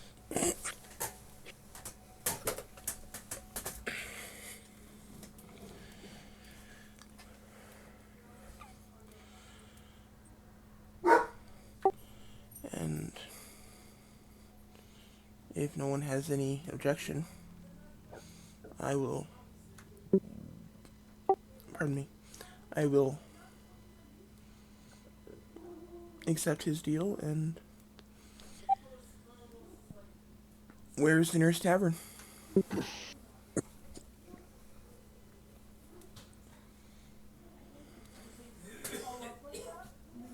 Tavern would be at the northeast end of the. You don't have to whisper me those. Tavern would be at the northeast end of the town. Will be the Wet Trout. Yes, I believe we've been there already. I think you've gotten to the White Lady Inn. Out of character, of course.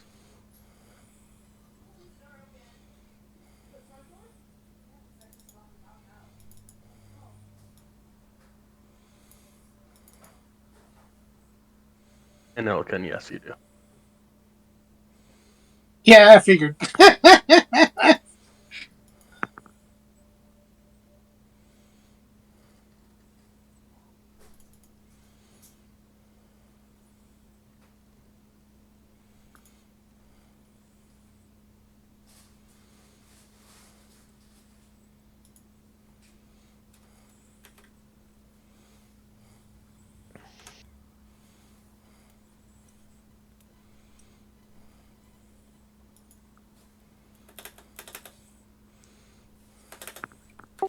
Okay, then I guess we will see you in 48 hours.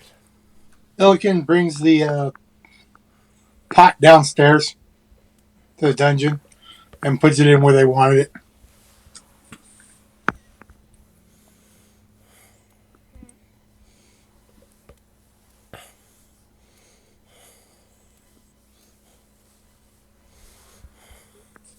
Alright. You get down to the dungeon. Put it in the militia's quarters. And come back up. Join the rest of the party.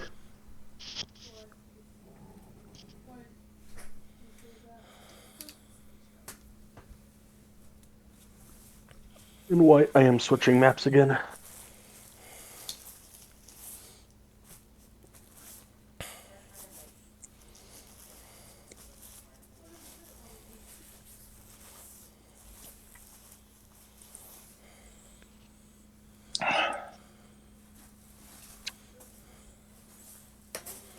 Illiken will ask where we're headed to and what we're doing.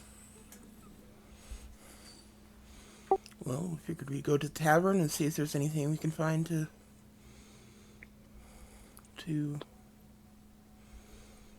do for the next 48 hours. Okay. What part of day is it?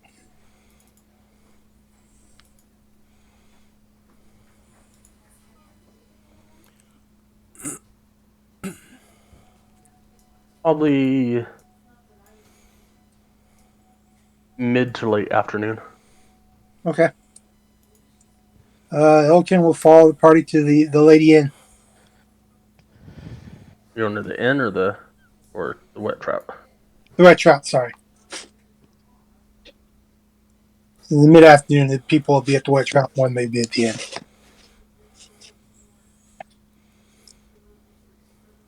I'm walking to the Wet Trout and straight to the bar. And I say, barkeep, I want some mead.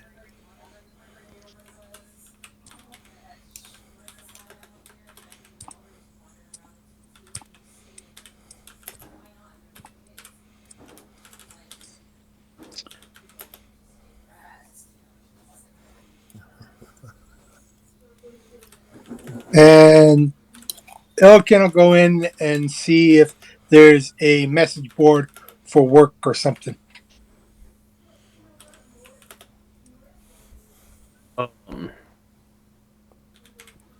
The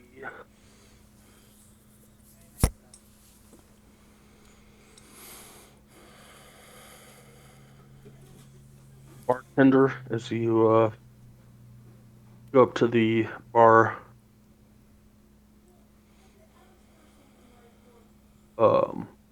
Is a dragonborn of white dragon ancestry, and she will say, "Well, I can get you ale. We don't have mead as of yet. I heard mead deliveries will be starting soon.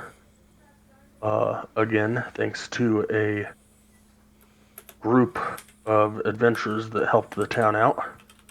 Um, but I can get you ale for 2 silver." Okay, well, an ale it is.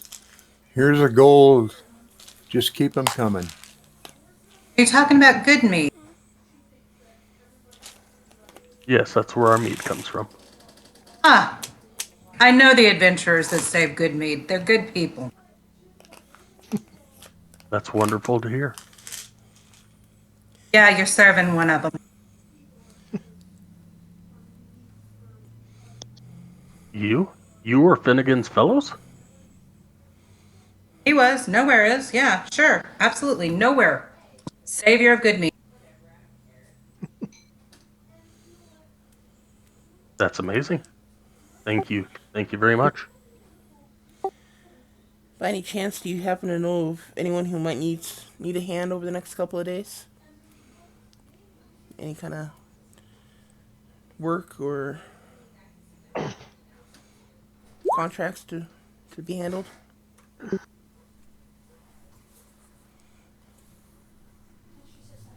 Not offhand.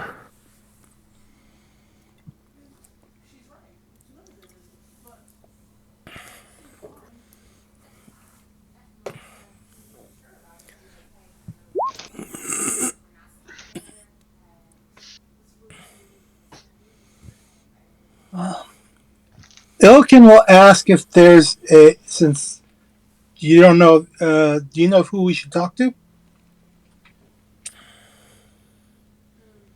But I bet you $100 that everybody in Joe's side of the family knows everything.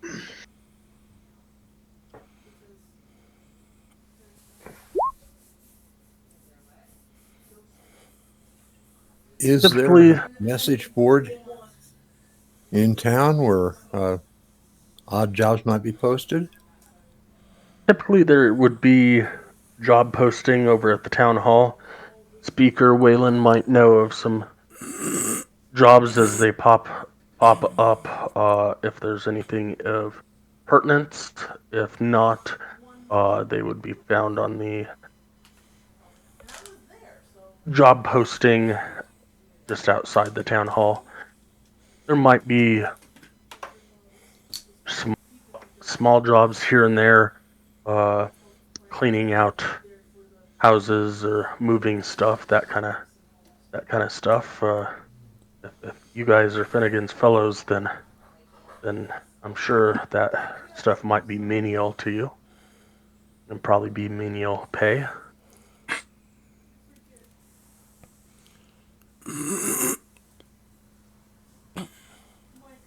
Ilkin asks what the others are going to do as he keeps good on his purse strings.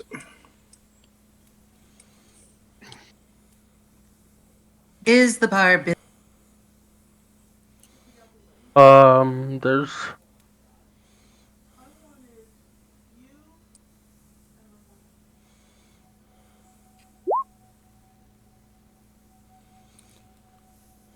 12 people currently in there. Not worth it for me to take my chances. Do I recognize any of the people as the person that was trying to steal stuff from Celestine in the last? You do not. Do I see any thieves' cant anywhere? Give me a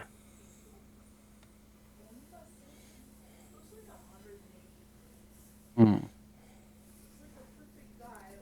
Investigation.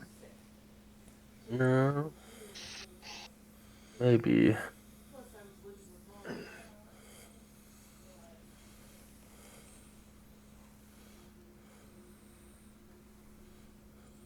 Yeah, just go and do an investigation. Even though it's a, okay.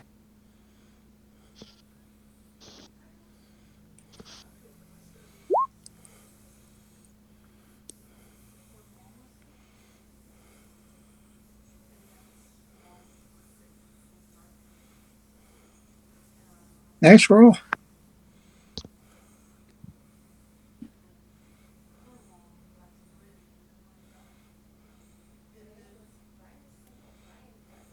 You see a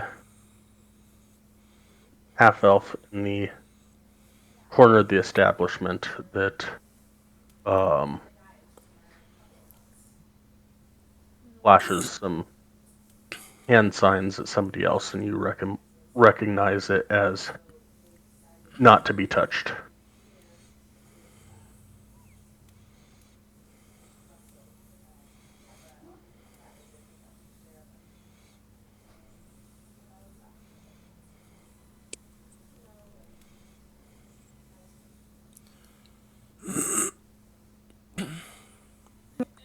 Do I see any signs or symbols that talk about loot or where people can go for safe haven? Nope, that's all you saw. Okay, looking. So he's in charge. Uh, I'm going to keep my eyes on him. All your friends and family get to live, and mine might doing something wrong. So as you guys walked in, a great chimney squarely in the building's center has hearths on either side to warm the tavern's 2 common rooms. The tavern owner I already told you about. She's telling me on the phone And I with him was a night. think that's it. And I mean, how can you not know that his liver is? You don't know, Illigan.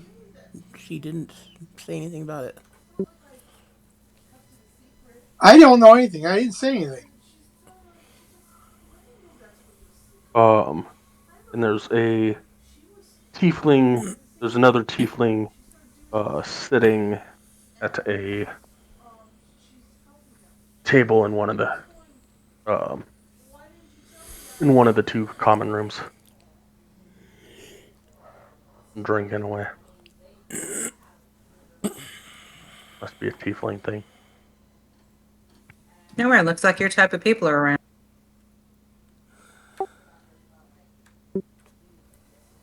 Me? Where? Illiken will ask if there's a blacksmith in town.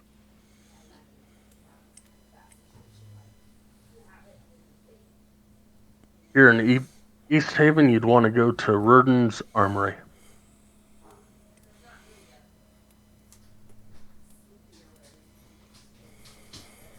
He tells the group, since there's nothing to do for the time being, he's going to go see if he can get some work there.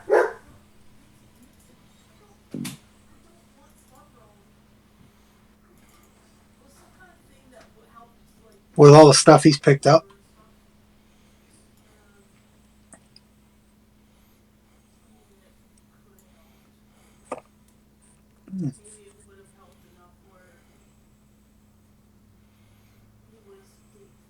I turn around on my stool and I look about the room, trying to understand what Claudette was saying about my kind of people. What do you suppose she meant?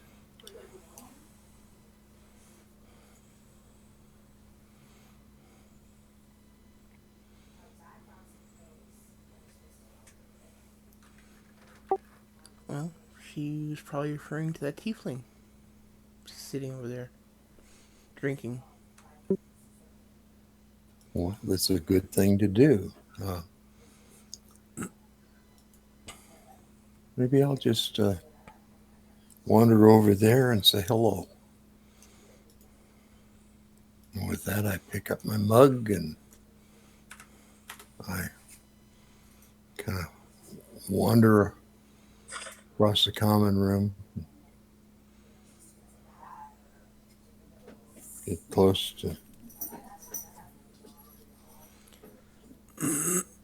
this other tiefling.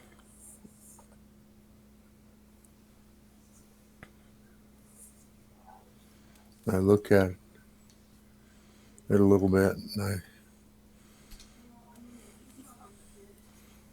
said, I'll just go up and introduce myself. And so I walk up and I said, hello, I'm Nowhere Phaedra. Who might you be? Nowhere. Have a seat, good pal. My name is Scython. Namitra! Around for my new friend here.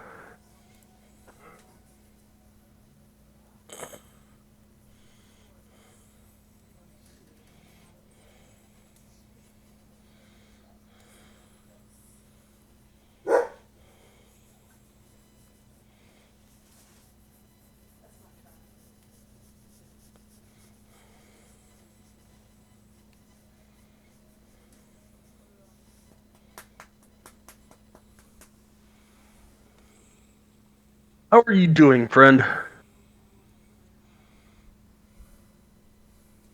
Well, I'm doing all right. I think you're already pretty well into your cups, but I'll take a drink. Not much to do with no work. What kind of work do you do? Run the East Haven Ferry for 30 years. But with ice over the lake, nothing to run. Speaker Whalen shut it down. It's no use to ferry people across to Caer Dineval and Caer Konig if half the work is getting across the ice.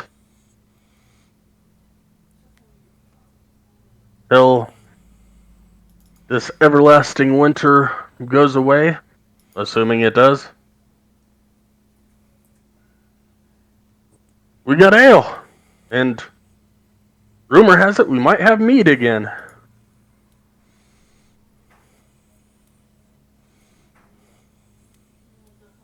Yeah, I heard that too. All right. Well, thank you for the ale. How long have you been out of work? Going on a little over 2 years since that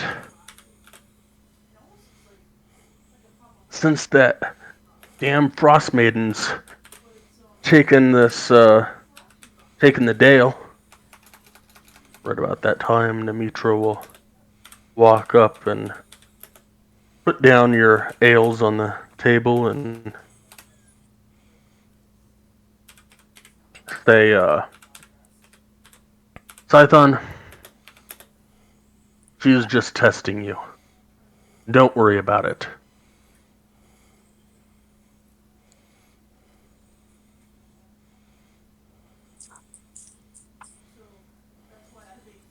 What did she mean by that? She worships her. Worship Whatever. who? For real.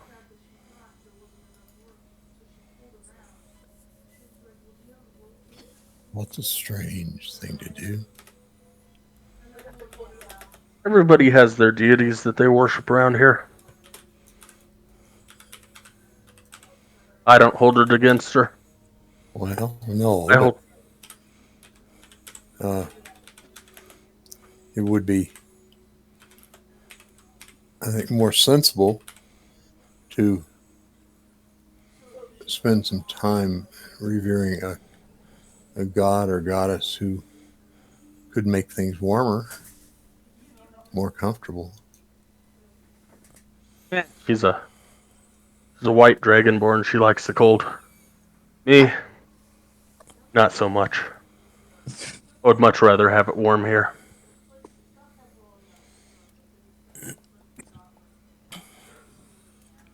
Maybe not maybe not as warm as the Hells, but definitely warmer than it is.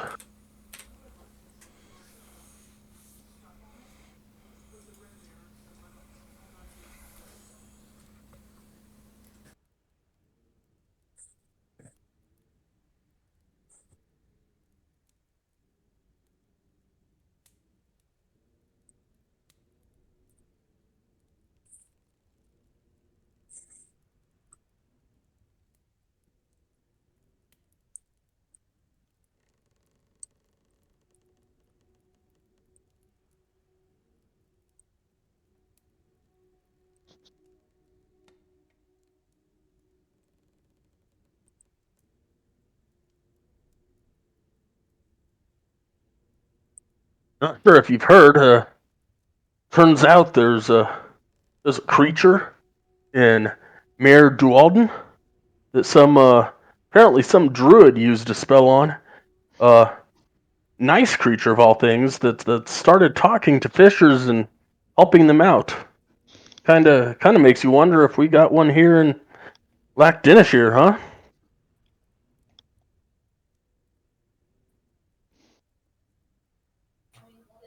Yeah, are you talking about the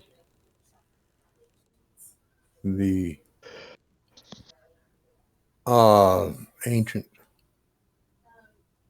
serpent-like creature that is suddenly friendly and talking?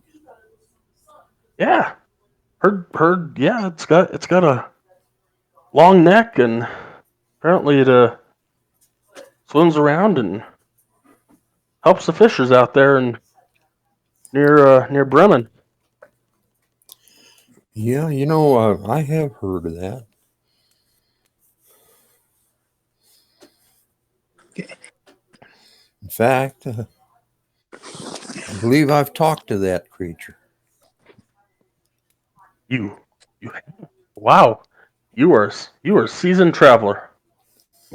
Yeah, well, we do get around quite a bit, but Bartender, you, could I have an ale, please? yeah, do you suppose there's anything else interesting in the Ten Towns?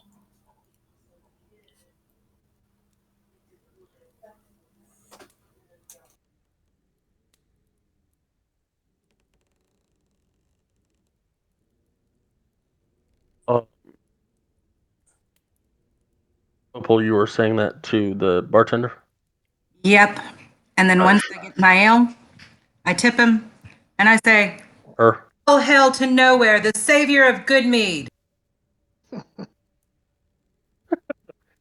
it's a her, and she'll take 2 silver for that ale. Um,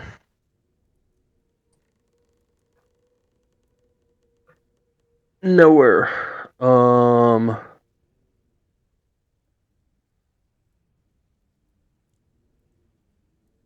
Y'all will also hear as he mentioned that about a druid using a spell on a animal or on a creature.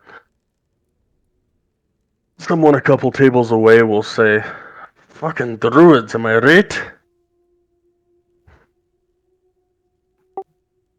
Um, but as you ask him about what's going on, he will say, "Well, I heard that trade has begun thriving in Targos recently. Not sure how with this endless winter and the pass blocked with ice and everything else going on, but good for them, I guess."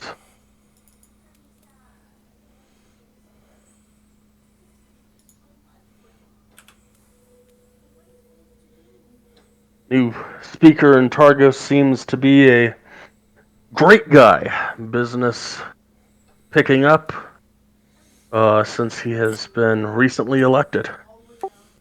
Wait, a new speaker in Targos? Yes, ma'am. Who is it? Do you know the name? I believe he goes by the name of Nerth Maxildonar. Been speaker about 2, maybe 3 months now. Thank you. I kind of lower my head a little bit and turn around and look at our people. But I don't say anything.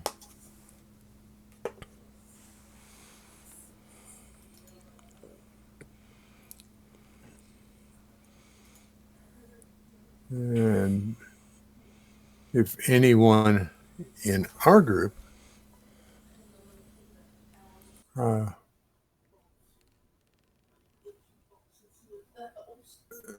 recognizes this situation, they didn't say anything either. They all seem to turn their eyes down and away. I think it'd be better that we don't know anything about this. At least as far as the public is concerned.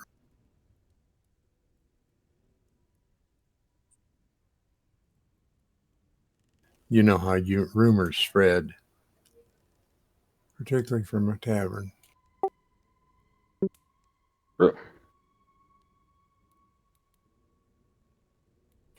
And with that,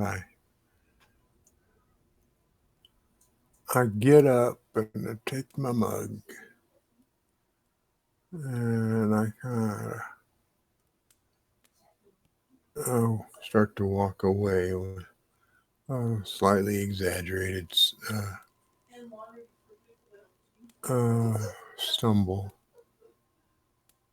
And go back to the bar and sit again at the bar. As you stumble off, he'll say, "Be careful, friend.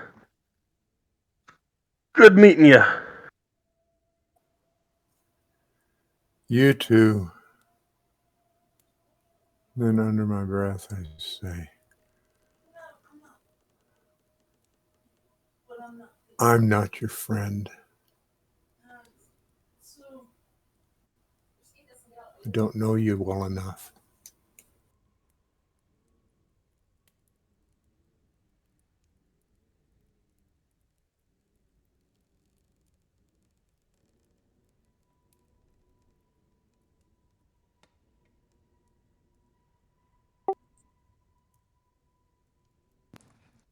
Have I noticed any other movement from the rogue?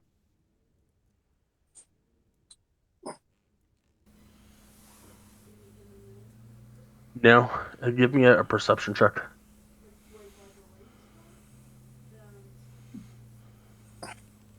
And it's not. I mean, you don't know that it's a rogue. You just know that they got thieves' cant. Yeah.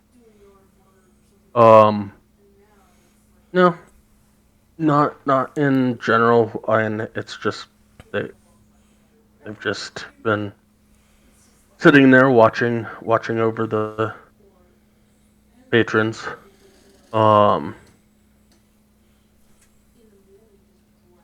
You'll hear but from a table nearby the bar. So I said to him, "You can't do that with a pickle." As the lady pauses for a drink. Sad to say, he proved me wrong.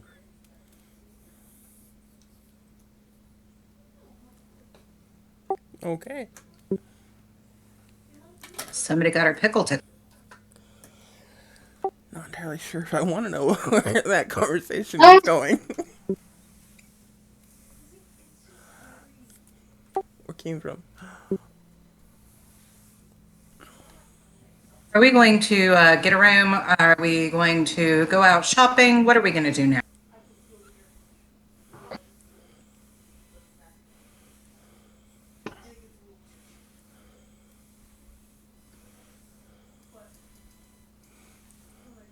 I'm going to sit here and drink my ale until my gold is run out.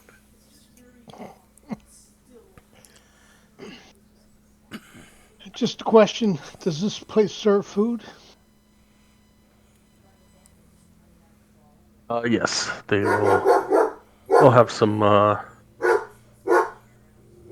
something. Like five copper. Probably won't be like extremely tasty, but it'll be spiced more than a bland ration. I think I'll have ale and whatever they're serving.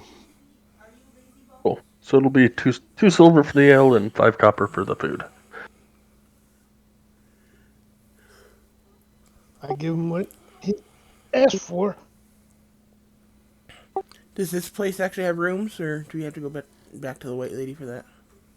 Have to go back to the white lady for that. Just strictly a tavern. Okay, then I will pat Nowhere on the shoulder and let him know that I am headed to the white lady, and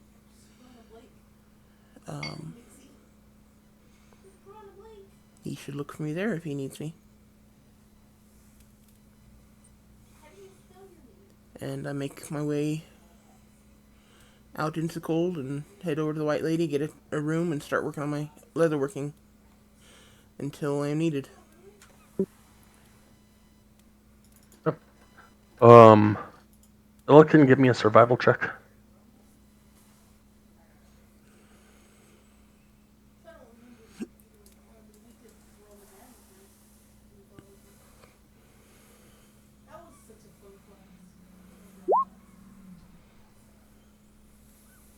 Yeah, you get some directions and you easily find Verdun's armory.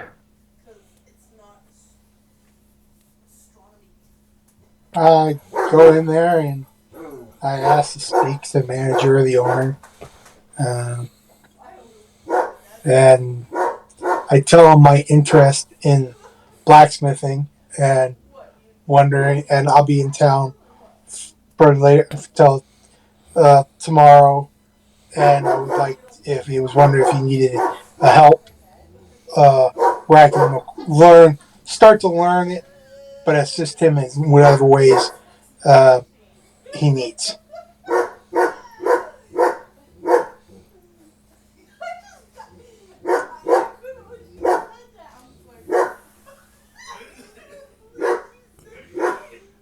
Shop's interior looks like that of a keep preparing for siege.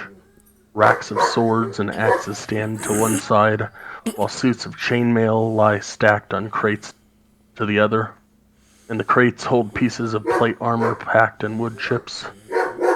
Piles of helms stand alongside the crates, halberds lean in the corner, and shields and crossbows hang on every inch of the room's walls. The building's heavy reinforced door, complete with a thick bar, rounds out the image of a garrison. Only a painted iron sign propped against the back wall identifies the shop as a place of business. Since none of the weapons and armors are made to order, buyers often have to adjust to equipment that is heavier than they're accustomed to. Let's see here. The dwarf shopkeep, Rurden, will say,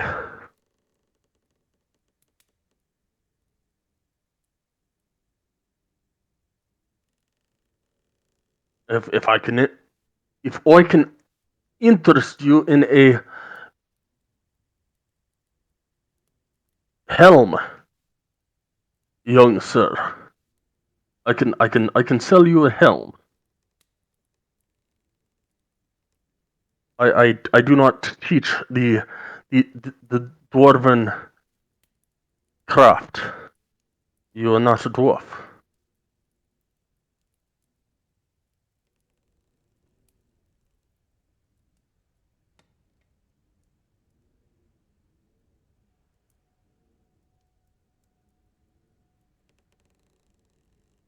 He nods. He says,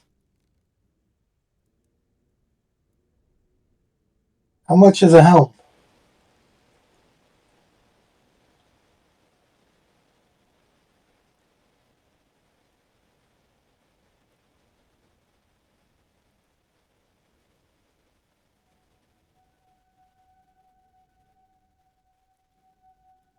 You hear me?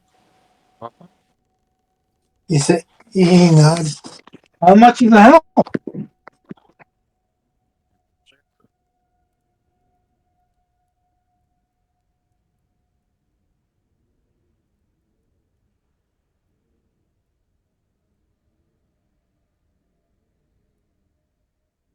Two gold.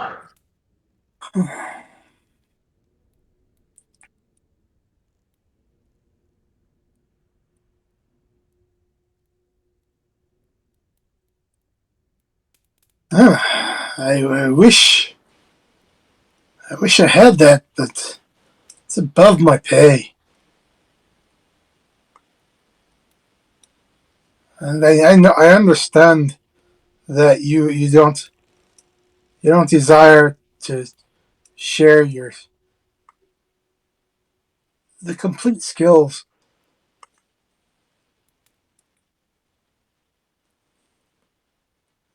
and I don't have time to learn as an apprentice.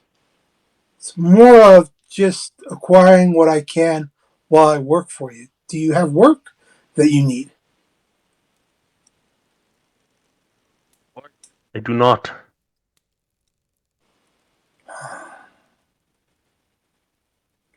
He nods. He looks over the weapons and the armor that he has around, lifting some of it up, looking at it, nods, sets it down. He walks back up and says, "Do you buy scrap?" Sorry, lad. I get the iron ingots from the Dwarven mine up by Kelvin's cairn. I do not work with scrap.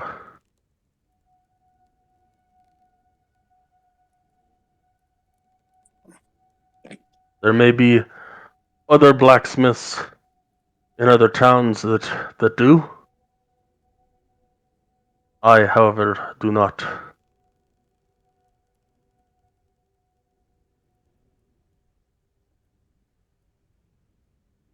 He, he goes, I can understand that as he takes some of the ore that he mined from the other place and taps it on the counter. He says, I can understand that. But thank you. And he puts it back up. So he shows it to him, but it's not, it's like, buy this. And he puts it back in and he turns around and thank you for your help and starts to walk out. You're welcome, lad.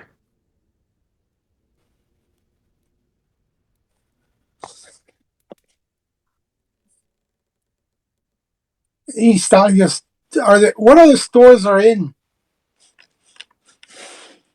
here? East Haven. You're looking for general goods, some sort of magical items. You might want to try Smiley's goods down by the shore.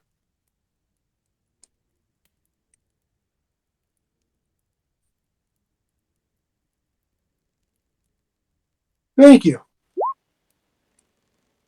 Smiley is a very friendly shopkeep.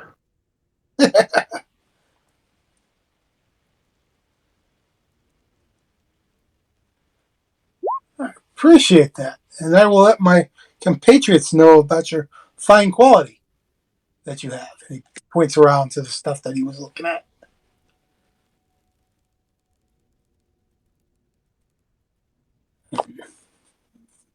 He walks out slowly, show him the disappointment of being able to help.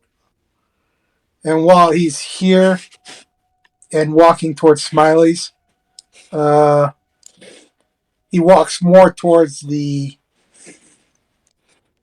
town hall to look at the post, the post, as well as he goes by.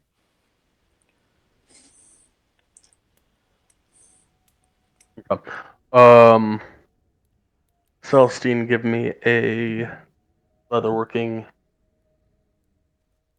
roll. Probably dexterity.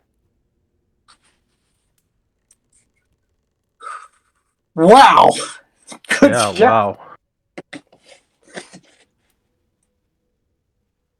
wow. Did you want So what were you damage? trying to do? I was trying to craft a suit of studded leather armor. Um, you said I have 16 hours to complete, and I've got 2 finished.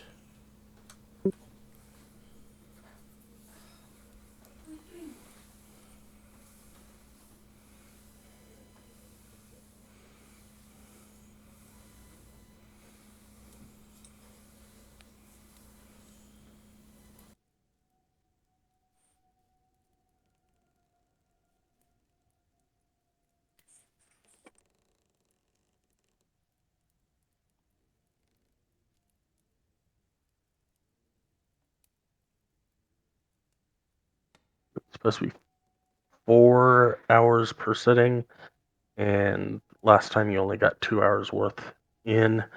With that, I will give you 6 hours worth inside the 4 hour mark.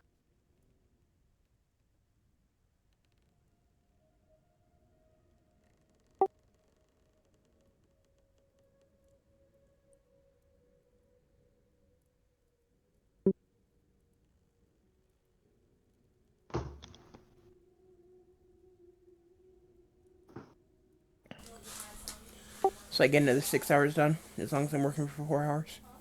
Yep. Okay, thank you. Opal Claudette, are you using Thieves' Cant to ask that? Of course, I wouldn't want to ask it out loud and scare everybody. um,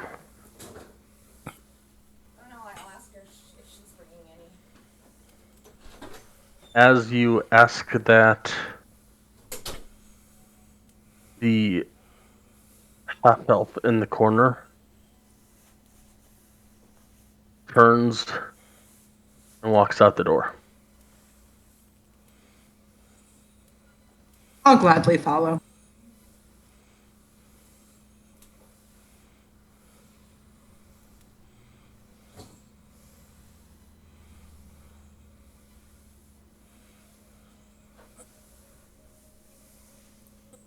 Um, as you step outside, he turns around the corner of the uh, building towards the back of the building. I'll follow. As you get to the back of the building, he'll be there waiting.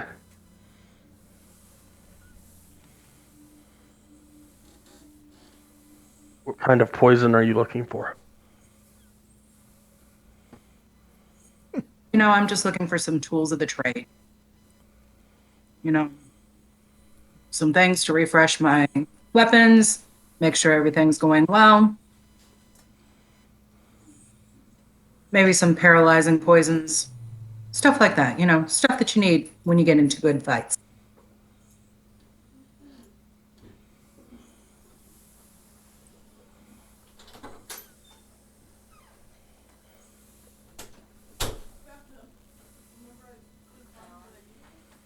Poison is hard to come by.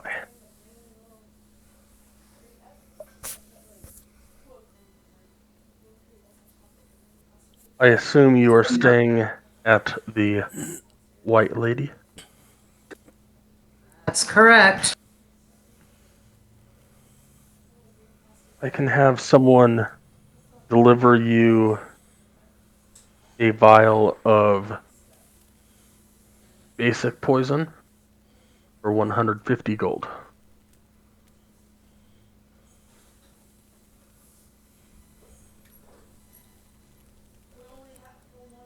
A little steep for me. Like I said, I'm more looking for a paralytic poison.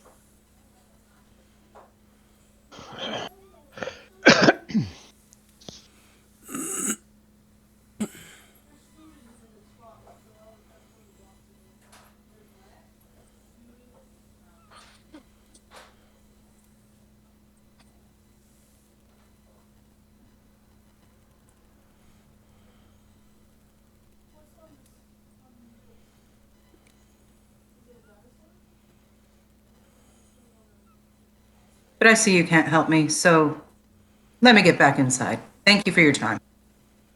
Give me a persuasion roll.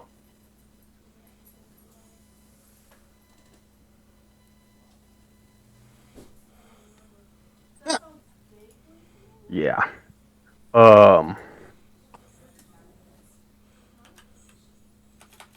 As you turn and walk around the corner, you will mention,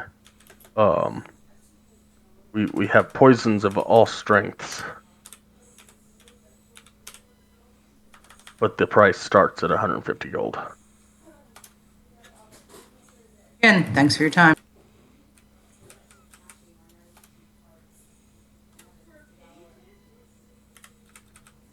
And he will not follow you back into the wet trap. That's fine. I'm going to head towards the White Lady. I have something I'd like to do when I rise. Arden's going to finish up his ale and food and head toward the White Lady for get a room.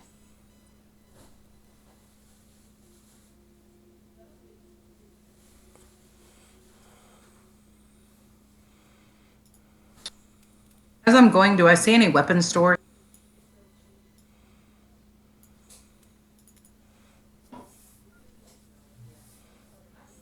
If you give me a survival check. Yeah, I'm doing so good on my checks today. Let me see.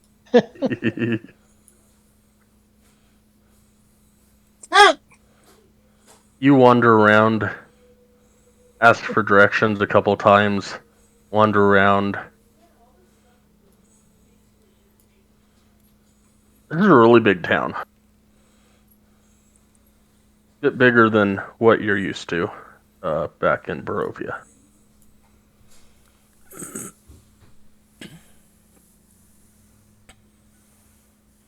Eventually, you come across a landmark that you know, which would be the town hall, and you'll get there about the same time that Illiken gets there.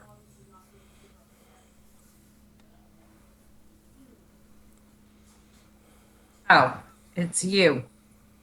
Are you going back to the White Lady? No, I just came from the Ruden's Armory, which has a good stock of armor and weapons, and was heading to Smiley's goods. I seem to be lost. Can you get me back to the White Lady?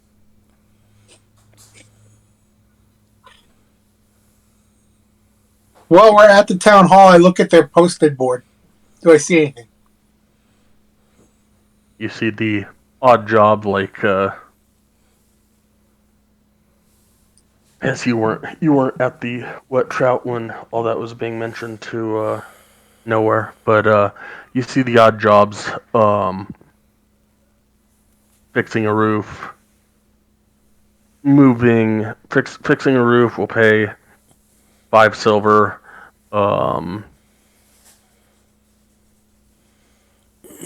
Moving some boxes from a barn indoors will pay 18 copper. Just menial tasks that people are looking for somebody to do. Where is Smiley's? Give me a survival check. Does it get to do it with advantage since I'm with him? Sure.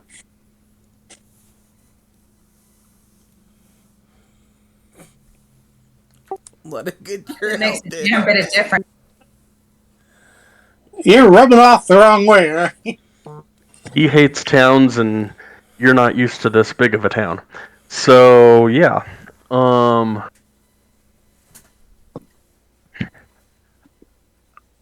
say you spend a good 30 minutes looking for it. You do finally find it.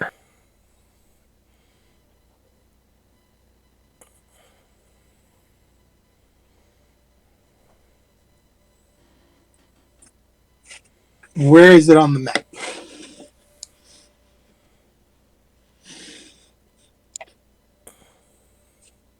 It was quite literally 5 minutes away from where you were. You spent 30 minutes looking for it, and by the time you got there, there was a sign that says closed for the evening. He marks it to make sure he knows exactly where it is for tomorrow morning, and then attempts to bring Claudette to the lucky lady. No, the white lady.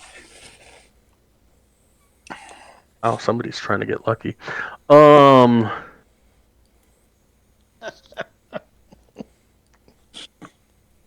where are you staying at the bar?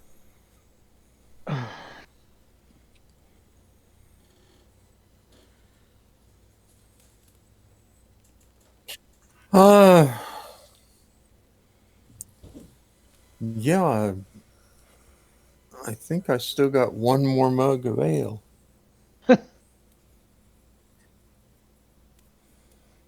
I gave the man a gold and a 2 silver that should give me 5, and I've drunk 5, but one of them was given to me, so I can order one more and then I'll go. Barman, I still got an ale on my tab. She will get you an ale, another ale.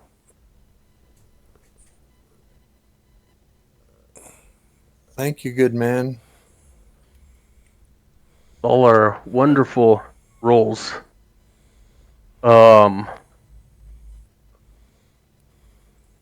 Arden, give me a survival check.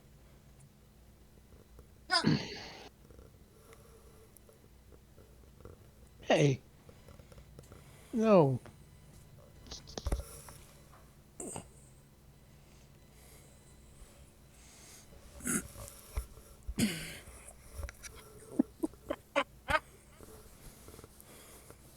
All right, I'm gonna be so lost for days.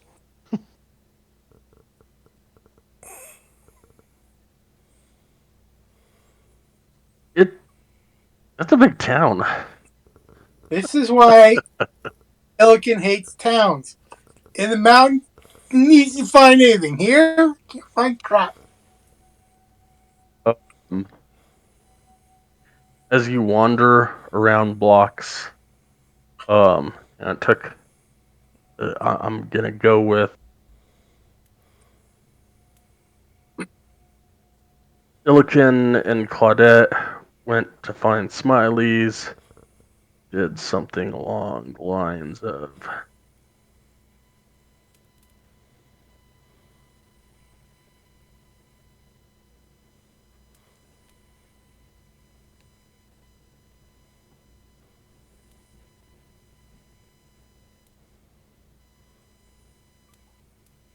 that,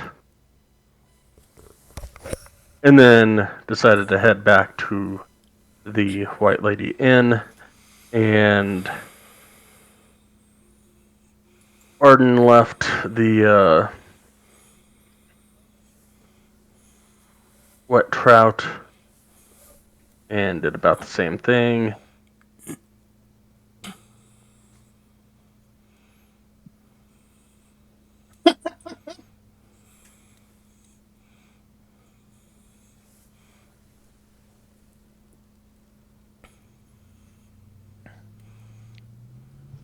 and then finally got back on track eventually and figured out where it is. And he will arrive at the same time as Illiken and Claudette.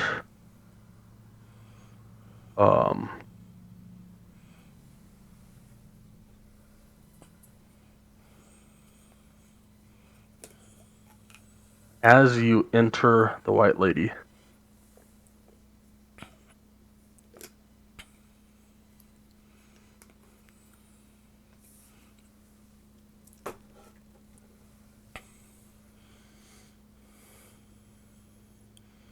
wow.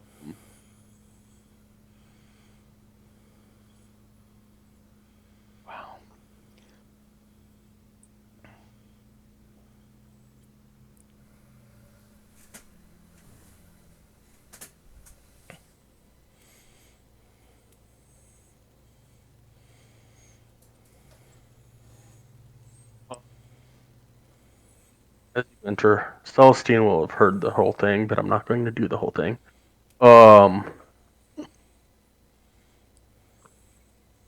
As you enter, there's a bard near the fireplace. And we'll see if we can do this. Or I was never going to do this, but I'm going to do this.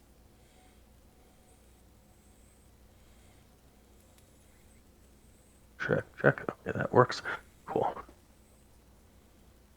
So you will hear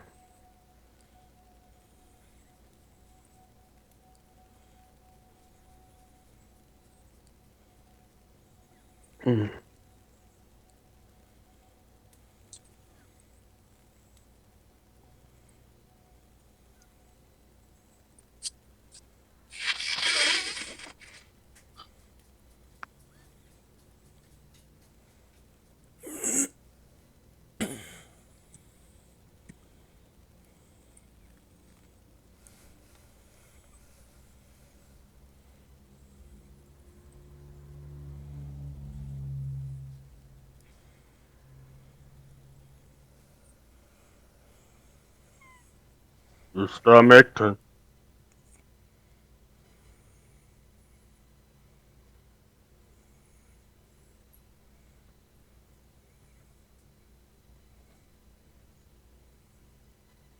Stomach turns slimy green, and pus pours out like whipping cream. You spread it on a slice of bread, and that's what you eat when you're dead.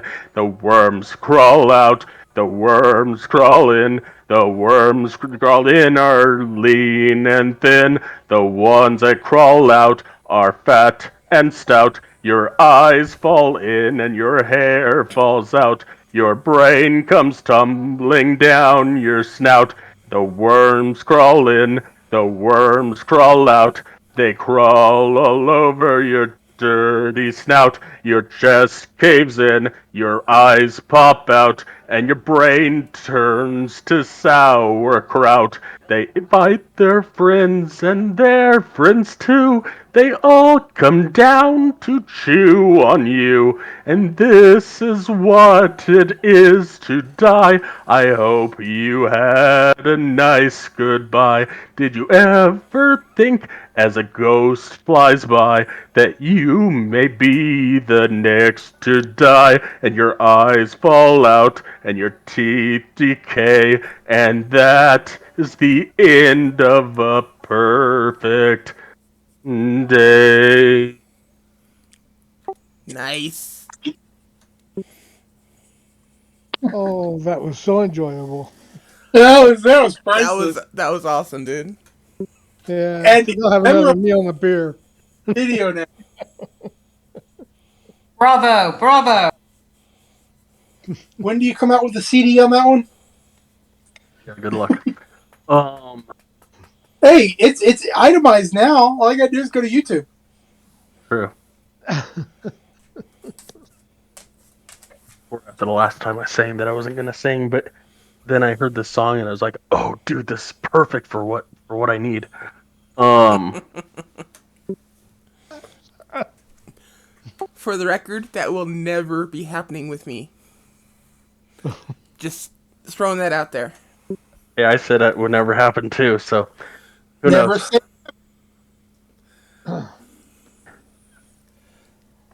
As you walk in, it's pretty busy at the bar in the end tonight. A lot of buzz going on about last night's burning of the wizard. Um, Obviously the bard that was close to the giant fireplace that was singing, generally entertaining the guests. Um, and as he ends that song, he says, "As I said earlier, we will be having a séance uh, this evening in about an hour in the dining room. If anyone is interested in calling out to the spirit of the White Lady." And as he notices the three of you entering, he goes, "You lot! I noticed you as our seance was getting done last night. Are you staying again tonight?"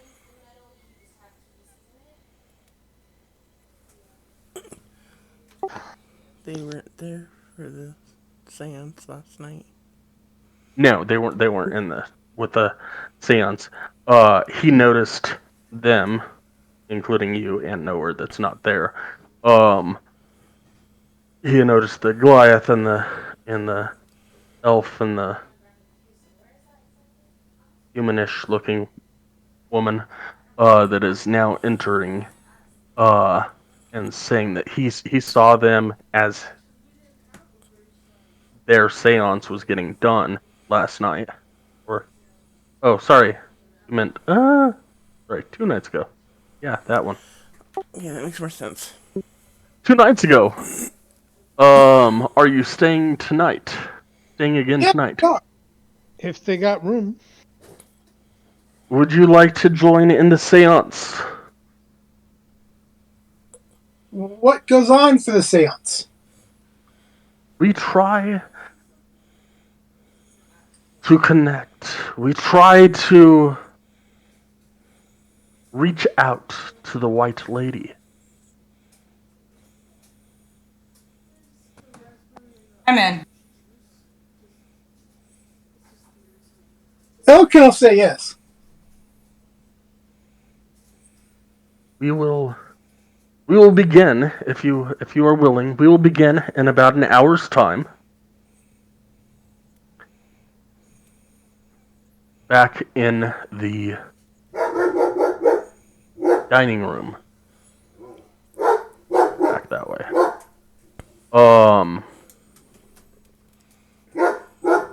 And we will pick it up next week at that point. Nice.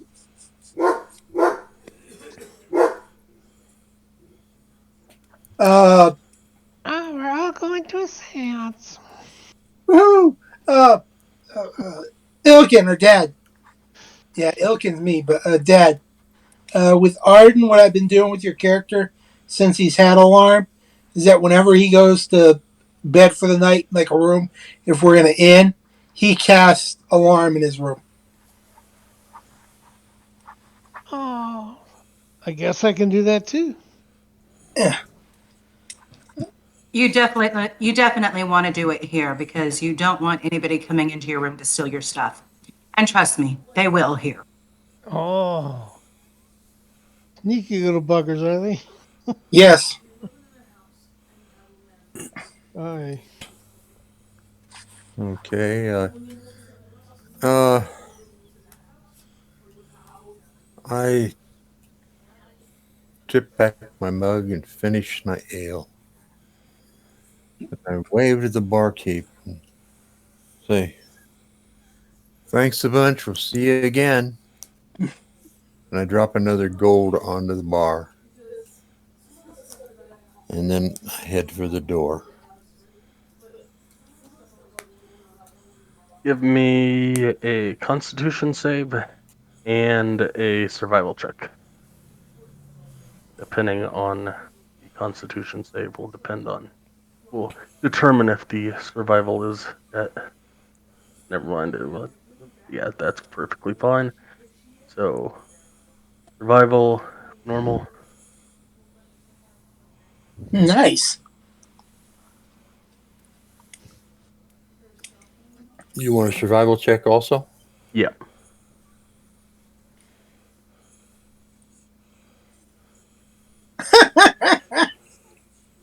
Takes you about 45 minutes to get back to the bar or back to the inn.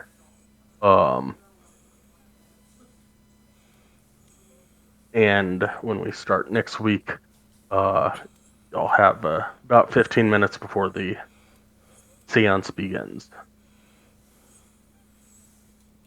Okay. That sounds good. Am I going to just sleep in the corner, or do I get a chance to find Celestine? That'll be determined next week. Yeah, at this point, you are just entering the inn. All right. So, next week, at least Illiken and Claudette and Arden will be joining the seance. Celestine will decide at that point, and you will decide at that point as well. Have I already Okay. gotten my 4 hours in, or am I still working on it? You've gotten it. Okay, then I will probably join. Okay, I'm Yes. like, see y'all next week. See you next Yeah, week. meow. And have a good week.